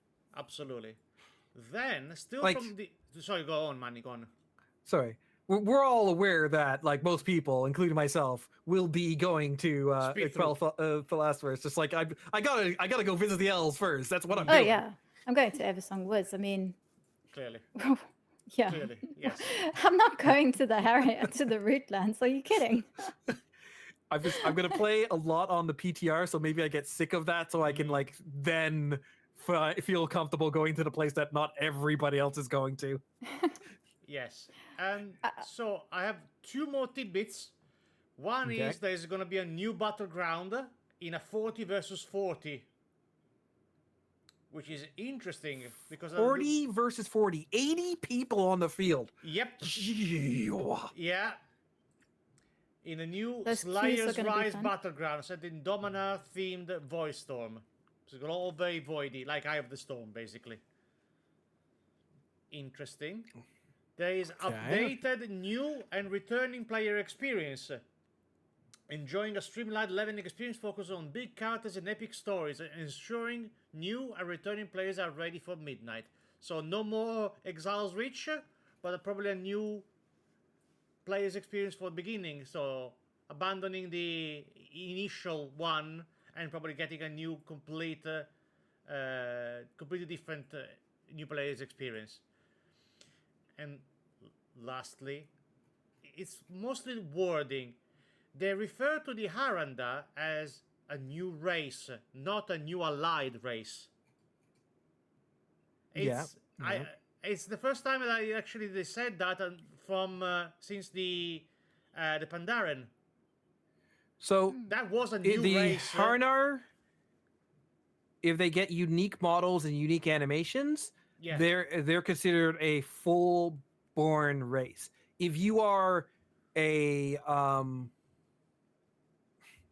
if you are lifted or heavily borrowed from one of the existing races and are somewhat reskinned, then you're an allied race. You're not really like your own thing. But like they're the way that they've set these guys up, like just from the Owenia model alone and the 4 people that were following her, yeah, they didn't look like they were just reskinned of a different race. They've already got enough trolls. They've already got enough to like have kind of mined that skeleton enough. So I'm glad that they are unique. I think if I do a Haraneer, it is not going to be a druid. That is for sure. But the question is, what did those totems look like? Yeah, I mean, what? There's that's other a good races. question. That's a good question. Yeah, how the totems for the Haraneer look like? Glowing mushrooms. Growing mushrooms. Glowing mushrooms. Glowing, They say okay. here their culture is shaped by the deep places of the world, with homes and tools crafted from roots, glowing mushrooms, and living bark and stone. And if you ask me, if you get a chance to throw down a glowing mushroom totem, then why would you pick anything else? So it's got to be glowing mushrooms. That would be very cool. And it could be like different colors. And it's like, that one's glowing red. Yeah, that one spits fire. You don't want to be there. And hello, Raiders from Rosa. Hello, Sapphire, Rosa, and Raiders. Welcome in. Hello, welcome in. Raiders, We are welcome. currently talking all about all this information that's come out after the just heart-stopping trailer. My word. Thank goodness. Actually, you know what? With all this information, should we kind of go through our bingo card? I don't know if we've got enough No, I don't to complete I don't one. think we got bingo. I'm I actually don't gonna think be, we got bingo. I'm also gonna be It's- closing the giveaway. Just we are talking. You keep going, guys. You're doing great. Oh my Okay, word. so we'll close. You know what we didn't get? Zalatos. Zalatos, our free slot. We get it anyways. It's Do you think they pan the camera like, guys, pan the camera up? People are getting a little tired there. Even when she came through the void, you're right. But if we're looking at it, and anybody who was playing along with us, all you have to do is !bingo, and you can get your own card generated from the stuff that we had. But we definitely have some of these things. We definitely have some of them. We didn't get most Void of Elf them. Demon Hunters. Yeah, Void Elf Demon Hunters. I'm Yeah, going Void to Elf Demon count Hunters, that's Windrunner there. Spire becoming a dungeon as Windrunner Spire gets wrecked, because, I mean, we're going to run through there wrecking everything, so... True enough. We'll count that one when Windrunner Spire gets wrecked. Yeah. Okay. Amani Troll raid. That's a give me. Yeah. That Right? could potentially be. Sign Yeah. up for the testing today counts, because you can actually go say you want to sign up for the beta. You can't get in yet, but you can go sign up right Yes. now. Beautiful. We did not get Lothar Wochi, if you're dies. clicking on these, they actually put out that little X, and anybody who's generated theirs, you will see a Manny- little X when you click on it. Manny, you wanted to have Lothamar lives, and we should have gone with your one, because you did. Yay, Lothamar lives. In fact, he was about to die, and somebody came and saved him. It just happened to be, who would have guessed Liedra? Nobody was talking. She was not in the conversation. She was not in the They conversation. heard me and said, no, that guy wants Lothamar to die. Let's save it the last minute. Terran Gregory had a cinematic B. So, cinematic A, Lothamar dies. Cinematic B, Lothamar lives. They heard this thing here, and they publish letter B. So, to just, upset Terran. Well, then I'm glad. I'm glad that we betted against him, because poor Lothamar. I'm glad he's not dead. Okay, I feel this is going to be we never get this, but I do like that I was wrong. The notable absence of the Haraneer and Earthen. Earthen, Well- utterly missing, but man, did we get that Haraneer presence. Yeah. Yeah, we happy for cannot that. claim their absence. Yep. I did say notable, and it is totally wrong there. So yes, you did say we have signed up for testing. We have no release date as of yet, unless No. somebody in chat knows something that I don't know. I couldn't The closest we have is the shop page says it will release on or before the 30th of June 2026. Yes. And I correct. Alright, so assume 2026. it'll be before then, right? Are we not expecting it before then, or what are Oh, the yeah. dates we are expecting? I think that legally they are good to go within a 4 months range between the announced maximum date and so on. So it either be probably February is a good shot, because it's the 4 months period between the February and June. So it probably is correct in assuming that it's February. I would be happy if we go back to this in a couple of months and it's like, oh great, I finally got bingo, because February gets confirmed. Yeah. But we'll have to leave it for now. Okay. There is tomorrow on the 20th, there is a deep dive panel. And so I think some of this stuff would have to show up tomorrow. We're not going to see any information, or we haven't seen any information about something like a defensive de-escalation, an eye level squish, the stat squish, which I feel like are one and the same. If you do an eye level squish, you're kind of flattening stats as well. I definitely not traveling to the Arathi Empire. Sorry, friends. That one's out. I feel like more races for the Paladins could have happened. Yeah. Frankly, I thought we'd have more than just the one race for Void Elves, so... Yeah. Yeah, It's that's a bit good sad, that we yes. made that its own separate one. Yeah, Queen the Nashara, I guess, is going to be a second raid boss. Probably. yep. It's funny that the Haraneer dodged Paladins, otherwise we could have ticked that one off. Yeah, I saw that. Yeah. Oh man, that would have been great, but I mean, it doesn't make sense for them. No, exactly. No. Void Lord Zalatath. She definitely has some more new Yeah. powers, but I don't think But she's not a Void Lord yet, Lord. friend. No, I think No. she had I think honestly, she only becomes Void Lord after she takes the soul of the world. So that one's probably not coming through. Okay, all right. The Void Well itself, I think that's gonna be like the conclusion to the raid, if it is the conclusion to the raid. So we can't Might take be. that one. No, we saw literally a light well, like a sunfire. Yep. It went full on. Reignited almost, like it just more powerful than ever. Holly did not talk about the spectrum of players. She always talks about the spectrum of players. Holly, did you forget about us? Wrong We're about the Spectrum. You know, I wanted to add Holly Longdale wears an incredible jacket that She was doesn't get relatively added dressed to the down. Blizzard gear store, and she did, and I would have had bingo from that. But alas. alas. Okay. All right. Turalyon absolutely absent, so no Turalyon death flags in this one. no, I thought Alaria, Liadrin no was Arathor. putting up death flags. I was so worried about Liadrin for a minute there. Oh my word. Oof. She frightened what a trailer. me. That made my heart stop so many times. We already talked about pre-order today, so we got that. Talked about Stat Squish. Discovered the origins of the Harbinger was not talked about at all.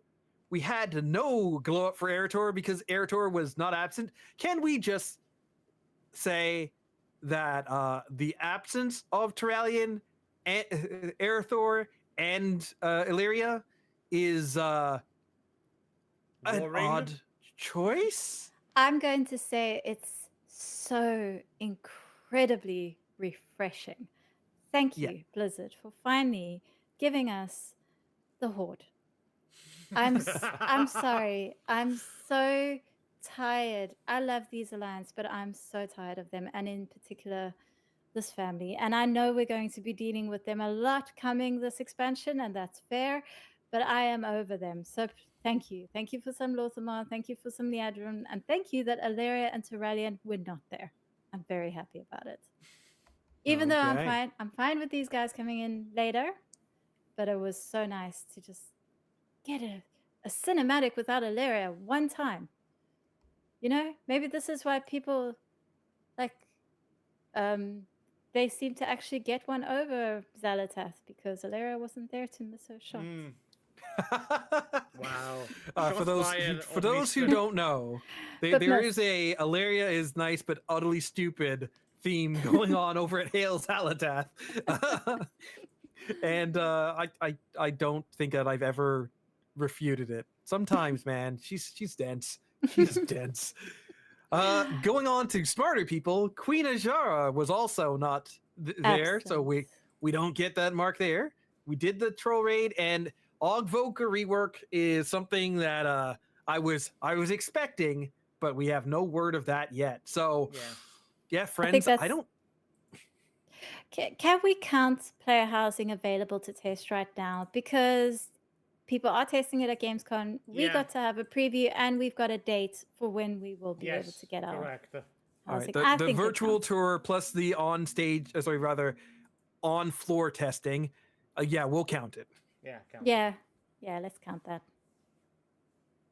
Okay. With that done, then, yeah, I still do not see any line because player housing is in that top left, right? Lorthamar did not die. That blocks it going right. Windrunner Spire, we're counting, but Void Lord stops it from going down. The notable absence of Haraneer was wrong, and that stops it from going diagonal. So we are. I don't think we have a bingo. I don't think no bingo for us today. No. But what we do have is the World of Warcraft YouTube channel has a little short clip about Prey. If you want to see what, although now it's gone. What, do you see it? Because I am definitely interested in the Prey system as well. I just want to. Oh, it's a short. It's on the shorts. Channel. Okay, one sec. I don't know if I could be able to. Is this a second? This on the ecological building.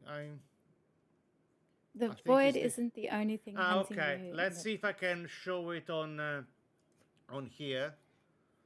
Deadly enemies, unpredictable There we go. ambushes, and most importantly, amazing loot. Prey, a new hunting system for players who love exploring the open world, is coming to Player World of housing Warcraft loot. Midnight, and here's what you need to know. First, you'll meet up with Alistair Bloodsworn. Yeah, that guy who once drained a Naru. His lair in Murder Row will be your base of operations within Silver Moon City, where you will pick your targets and track your progress. Once you're on the hunt, your prey can strike at any time. Mid-quest, running between objectives, fishing, it doesn't matter. There are Oh 3 my tiers word. of difficulty: normal, hard, and nightmare. Choose your my difficulty, word. zone, and target, and the hunt is on. You will face multiple ambushes along the way that will lead to a final encounter with your target. In hard and nightmare modes, the ambushes get even more intense and will lock you into a confined space during that final encounter. Just you and your prey. Defeating your target will reward you with cosmetics, mounts, titles, and housing items. Get ready to hunt your prey when Midnight drops in 2026. That's Deadly cool. enemies. That sounds really cool, and also like you could end up spitting blood when they attack you just at the worst moment. That sounds a lot of fun, actually. And The housing question- rewards, so I'll be doing that. The question is, like, how many attempts do you get it? Do you get to do this? Is this like, if it ambushes you and it gets away, you don't get as good of reward? Or is this it ambushes you and it gets away, you have to attempt it again? Is it that it ambushes you and gets away? Well, you screwed up the bounty this week. There's questions about it. And do I just go like, okay, I've done all my world quests, so now I'm just gonna run around in this zone and pull critters until it triggers the attack? Yeah, what if it takes forever to attack? There is another shorty if you want to have a look about talking about Zulaman. All right, Or let's the do zone. this. Oh, 4 new zones, okay. That music.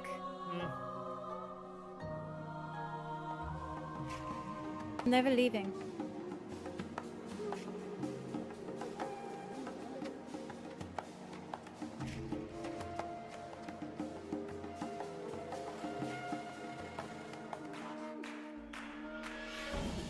Ooh.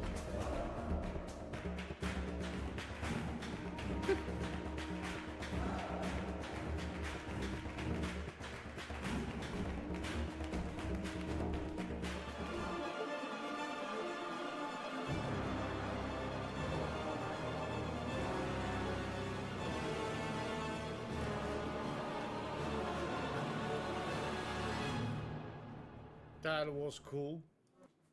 That was cool. Yep. Oh Okay. my word. I've got to say, like, I have very much enjoyed The War Within, but I think Midnight's zones are looking phenomenal. Like, just right off the bat, I couldn't be more excited. There's no ringing beeps this time. No. Yes, but there's also no Hollowfall. Hollowfall took everybody's breath away when you went into Hollowfall the first time. Yeah, true. I would argue Those- that Eversong Woods can give Hello a run for its money once we see it properly upgraded as well. It takes my breath away every time I go there. I think that Eversong Woods and all of these are going to be like in a general like great tier because they keep one-upping themselves, but I don't think anything quite like gets that like first time you walk Fall and you're just like, oh my goodness. And the transforming thing, you're like, what are we in here? Also, like, can we get more story about that too? Whatever. Well, now I know what I need to do with my player home is somehow create something that when you walk into it, you go, oh my goodness. So a mess. I've got to make a mess. Yeah. I'm gonna steal your idea. So when I design my kitchen, I'm also gonna put at the top row like all these like mounted heads of things that I've killed. So like it'll be like this is a beautiful kitchen, and you look up and you're like, oh my goodness, is that like the mounted head of Xal'atath or whatever? Maybe not Xal'atath, that's kind of gory. Shots fired. It'll be Shots fired. yeah, Nixia, there you go. Nixia's probably better, yeah. Yeah. Besides, it wouldn't be her head; it would be her feet. You're taking a trophy. That is for a different type of channel for a different type of people. I'm pretty sure that there is a place for that, and it's definitely not a kitchen. Yeah, I don't think I want people's feet hanging above my kitchen either. That just seems not right. Just I don't know what people like usually, but that's probably not for a kitchen decoration. All right, I'm once again gonna interrupt the flow. Let's do another giveaway, right? Because we're doing again. we got people in from another raid. So this is the pet. Pet. Okay. Cool. I'm gonna be this.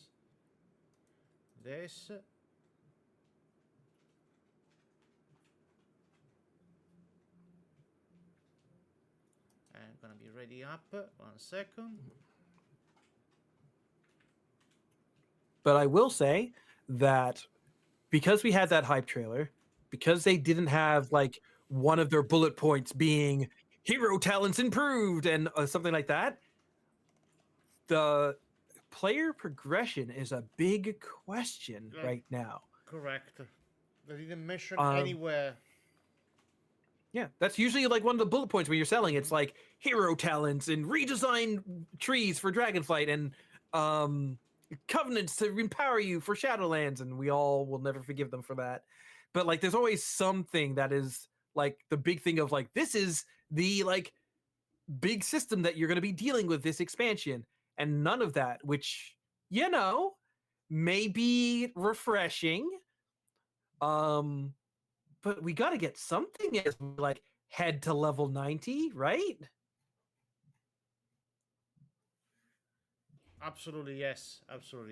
I'm gonna be starting the giveaway right now. Okay.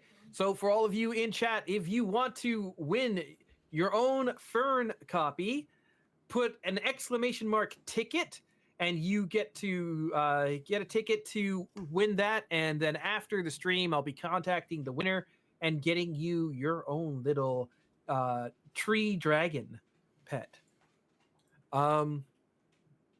So okay, we don't have a new system thing. I do think that it is cool that we have the prey system.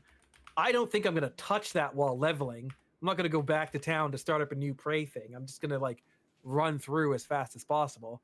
I also hope that this prey system only works outdoors. I don't want to be in a dungeon or something like that. No. And suddenly my dungeon raid gets like messed up because like, did you start up a contract with your prey? Stupid healer, what the hell did you do? Oh my word. Like the boss appear. Yeah. Can you imagine? In a Mythic Plus, one of those ones where if you die, you don't get that reward that week, and someone's on a prey mission, and the nightmare one. Oh my goodness, yeah. People would be upset, and rightly so. But like, obviously, this is coming from the Delve system, where the Nemesis could show up, like we had all 3 seasons, where once you reach that midpoint, suddenly you're attacked by the Nemesis, and that. And so this is kind of the evolution of that system that they're taking into the outside world, but probably not as painful unless you're on nightmare mode, of course. But of course you want to be on nightmare mode because it'll have the best rewards. Clearly. But it'll help you progress through it the fastest. But like, they said it was cosmetics. Yeah, it's a mounted cosmetics and things for the house, so... Housing rewards, so I'm gonna have to be on nightmare mode. Wow. You can't be a casual houser like me. Just like, there is no have such some place thing to put up. I am going to have the absolute, those like 18-year-old first house places where it's like, You've got nothing in here. You've got a mattress in the corner and a TV. How do you live in here? That's gonna be my house. My World of Warcraft house is Oh, gonna well. be like I'm fucking 18 again. My first apartment, it was this giant room, and I had a mattress in the middle of the floor. Yes. See, you know what I'm I'm gonna have to talking about. recreate that. Yes, the nest. the nest. It's like, oh, guys, I finally got enough money to buy my first TV. Wouldn't you want to buy a bed frame first? No, why? Yep. No, I was actually pretty good about my first place. You know, all those ages ago, back when I was young, we had to walk both ways uphill to put that mattress in the house. So yeah, I do like that this is feeding into the housing. That's definitely something that I'm going to be interested in. Maybe, like maybe more for the mounts and the housing. But you know what? I haven't done the virtual tour yet. I haven't had the test yet. Maybe this will be one of those things that like really latches onto me. It's gonna be my anti-delves. Like I was so hyped for delves and then I fell off. I'm less hyped for housing, and I'm probably gonna like pick it up and be like, oh my goodness, Kitty, why didn't you tell me this was gonna be amazing? Okay. Beyond, of course, the prey system, beyond the housing, again, 11.2.7 early access, which is cool. We are talking about early access. Are you guys happy, sad, begrudgingly accepting, or incensed that they are once again doing 3-day early release for those who get the top tier collector's edition? I am. Let's start with you, Wochi. I'm completely indifferent to that. I think that is now a standard in the market. It is something that doesn't add anything to the end game progression because, as this expansion has proven, rewards are locked in the early access, so people cannot abuse the system by doing so. They just start to play earlier, and yes, it feels, oh, but I want to play with my friends, so they have to get the early access so we can play together. True, but unfortunately, the market dictates that nowadays, and World of Warcraft is just following the trend of many, many, many other games around. So, unfortunately, it's something we have to live with it. Okay. We'll call that begrudging acceptance. Miss Discordian, what say ye? I'm also, I've got to admit, I'm fairly ambivalent towards it. I think it would be a different, like, I don't like it. It's a marketing thing. It's done to make algorithms look happy. It's a very cynical move. I don't think FOMO is nice for anyone. I benefit from it because I do very much like to get questing out of the way as soon as possible before I have to focus on actually gearing and everything, and getting that 3-day head start certainly helps with that.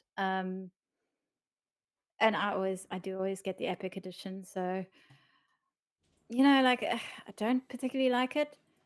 I think that the thing that's more concerning, even though I benefit strongly from it, is the early access to the beta. Well, the access to the beta, because they're selling the beta as it's a feature, but like there's been more and more discussion about the beta is supposed to be for testing, but every time people go in and test and submit a lot of feedback and find a lot of bugs, and then the game ships with nothing changed, and then after it ships the bug is still there, the same bug that beta testers were reporting right from the start, and they finally deal with it after the game goes live, and then people complain, and then the bug gets dealt with. And like that's kind of because the beta isn't really treated as something that it doesn't seem to be a testing thing anymore. It's just here you're special, you get an early access to the game.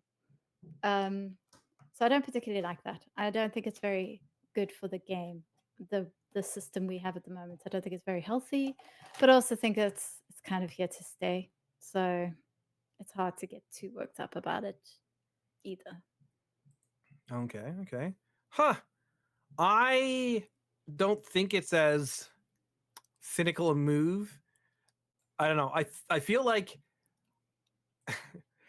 I remember all the memes where people would get their early access, and then after the third day, there were all these memes about, oh, now the pores get in and so forth. And so I understand that stratification, but I do think that it is good that they split up waves. Like everybody's going to be going to like one zone, and now it's 2 waves of that, and like people are divided divided among that way.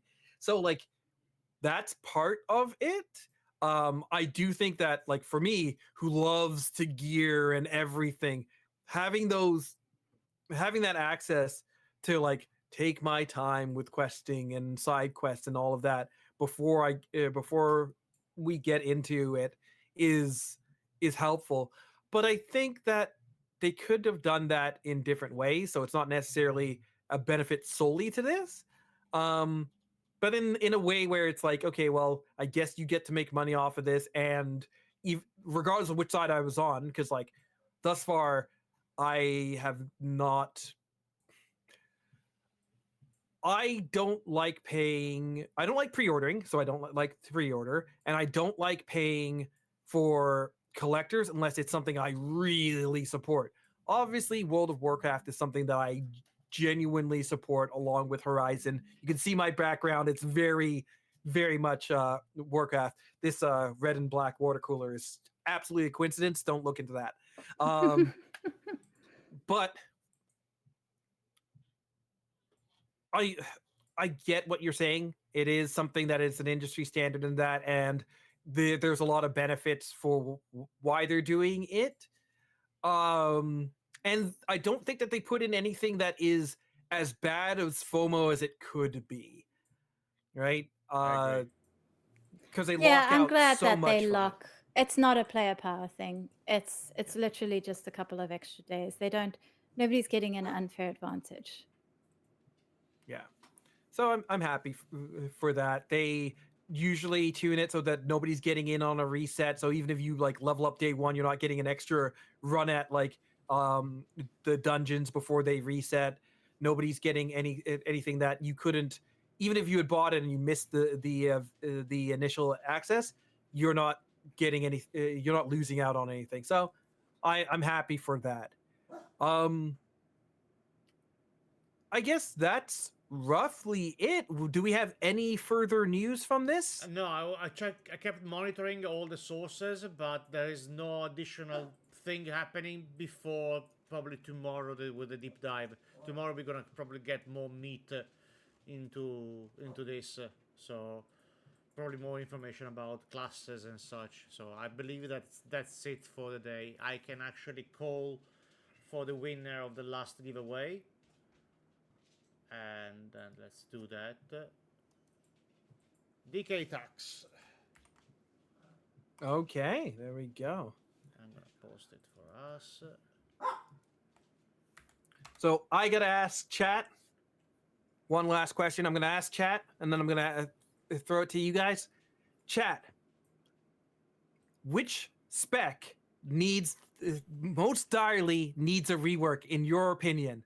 Because this is when we can get the big changes for specs. We can change Ogvoker, which is my personal one, right? We can switch around what in the world is happening with, I don't know, maybe everybody hates Farseer, and they're like, man, Farseer really needs switch around. Hero talent, spec, what names you? Do you think something needs more of an overhaul? And I'm going to talk about serious things, because if you come to me and you say Protection Warrior needs more DPS, we ain't friends anymore. But passing it over to Wochi, what do you think needs it? You know my answer. I'm preaching from this altar since I don't know how long. I just want to tank on my shaman as an earth elemental. Come on, give it to me. Sir, that is not a rework. That is a completely new spec. It's a rework because it needed to be done 10 years ago, and we still didn't have it. Go sit in the corner with Incredible Bob. Yeah, I was staying All in right, the let's corner get- with Incredible. We talk about Prot Warrior DPS, and I say tanking as a shaman. Okay, cool. All right. Discordy Kitty, do you have a real answer? No, but No. Yep. I have to say what I need is the hunter talents to stop summoning random pets that I didn't tame. I don't want Rexar's pets. Take them away. Rexar must come get his pets and take them home. Put my pets on these talents. That's the rework I want. So you're getting a lot of very serious answers here, Manny.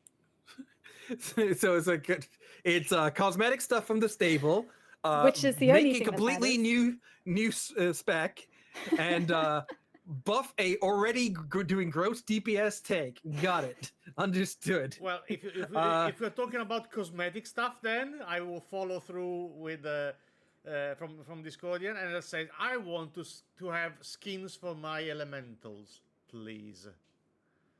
Understood. Understood. Okay. And well, Manny? I mean, I'm right there with Lethless Pharaoh. Og needs some serious help because it just is not able to. They're never happy with it. It's either too strong and everybody has to play it, or they're like, man, everybody likes playing it last season and the season before, and there was a little bit, like a week or two, where it's creeping into season 2, so they keep slapping it with the nerf, which means that they don't want people, like, as much as Retribution Paladins are like, it's clear that they don't want us playing Ret. No. It's clear they don't want people playing Og in its current form. So I got to go with Augmentation Evoker. If I was boring Wochi, it would be to steal it and make it a tank. I don't think that you really need 2 DPS specs in another one that's like, here's 2 DPS for for evokers and 1 heal. I would rather it fit into the tank role. And then if I were to do something outside of Og, I would take one of the rogue specs. Most likely, I hate Roll the Bones, so I'm sorry, Outlaw. You're the one that I would take to the chipper and give that one a bit of a rework. I think thematically, Outlaw is pretty cool. Like, I like the swashbuckling pirate sort of thing. Maybe I leave Outlaw alone just because thematically it's okay, and maybe it just needs like a little bit of slight retooling. I dislike that currently you have to keep slipping into invisibility, or sorry, to vanish in order to do your rotation with rogue spec. But like, you know what? That's just a flavor thing. I don't know. I've got like a couple of pet peeve classes. I don't like Farseer. I put that out there. Nobody took the bait on that one. I think Farseer needs, as a hero talent in general, needs to do way more with its ancestors just to make that thing work. But whatever, we move on. I don't know. I'm sure we have a lot of different hot takes, but until we meet up again for, I don't know, the next reveal of something, I'm guessing it would have to be the Last Titan. Where can people find you, Miss Discordian Kitty? Well, you can find me at Discordian Kitty on YouTube, where we meet up all the time, Manny. We have a podcast there. I do videos about World of Warcraft lore. You can find me at Discordian Kitty across social media, but mostly YouTube. That's where you'll find. I try to bring out a video every Friday, and I stream both on YouTube and on Twitch. What about you guys? Okay, let's throw it over to Wochi. Where can people find you, Wochi? Maybe you stream on like YouTube or Twitch or any chance we could find you on TikTok? I am basically everywhere. When I actually are able to stream and not be in bed sleeping for the tiredness, I stream on Twitch, YouTube, and TikTok simultaneously. Wochi TV is the handle for all of them. But also, you can find me every day in the Dungeon Dojo Discord, helping people out with Mythic Pluses, raiding and teaching people how to do stuff in the end game content with no worries about performance and no judgment for anything. Where we Well, can guys, find you, Mr. Money? well, before I say where you can find me, I do want to double down on that Dungeon Dojo. That, like, honestly, as we go into later parts of this tier, as we go into the new expansion and we start exploring further into delves and such, you can find people who are willing to learn along with you, teach and go at your pace over in the Dungeon Dojo. So that's good. Plus, we still have more prizes that we didn't give away. So I'm gonna find some way of giving those out in the Dungeon Dojo. I think that's exclamation mark dojo. Yes, correct. Okay. Our wonderful mods already did it. Beautiful, beautiful. And then, of course, if you need to find me, you can find me chatting along with Discordian Kitty over in our podcast, Hail Xal'atath. Again, follow her socials to know when that is happening.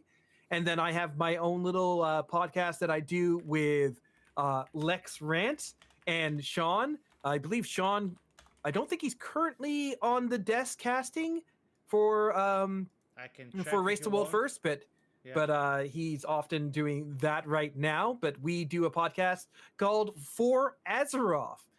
And so, yes, I talk a lot about World of Warcraft, as I talked about it today. But if you want to find me and everything I do, look for TruVillainManny. That is true without the E. And yeah, let's see if we can raid out. I do see Sam Talks. Could we perhaps give him a raid because he's yeah, jumping sure. back into WoW? No problem. I can definitely do that. Right. Yeah. Thank you all so much for watching us. Thank you, Discordian Kitty and Manny, for being such incredible and knowledgeable hosts and presenters and nerds for World of Warcraft. I guess we are all nerds for World of Warcraft in some ways, some more than others. But thank you all so much for joining us, and we're going to be raiding out in the sunset for some talks. Thank you all so much, guys. Bye-bye. Thank you. Bye-bye.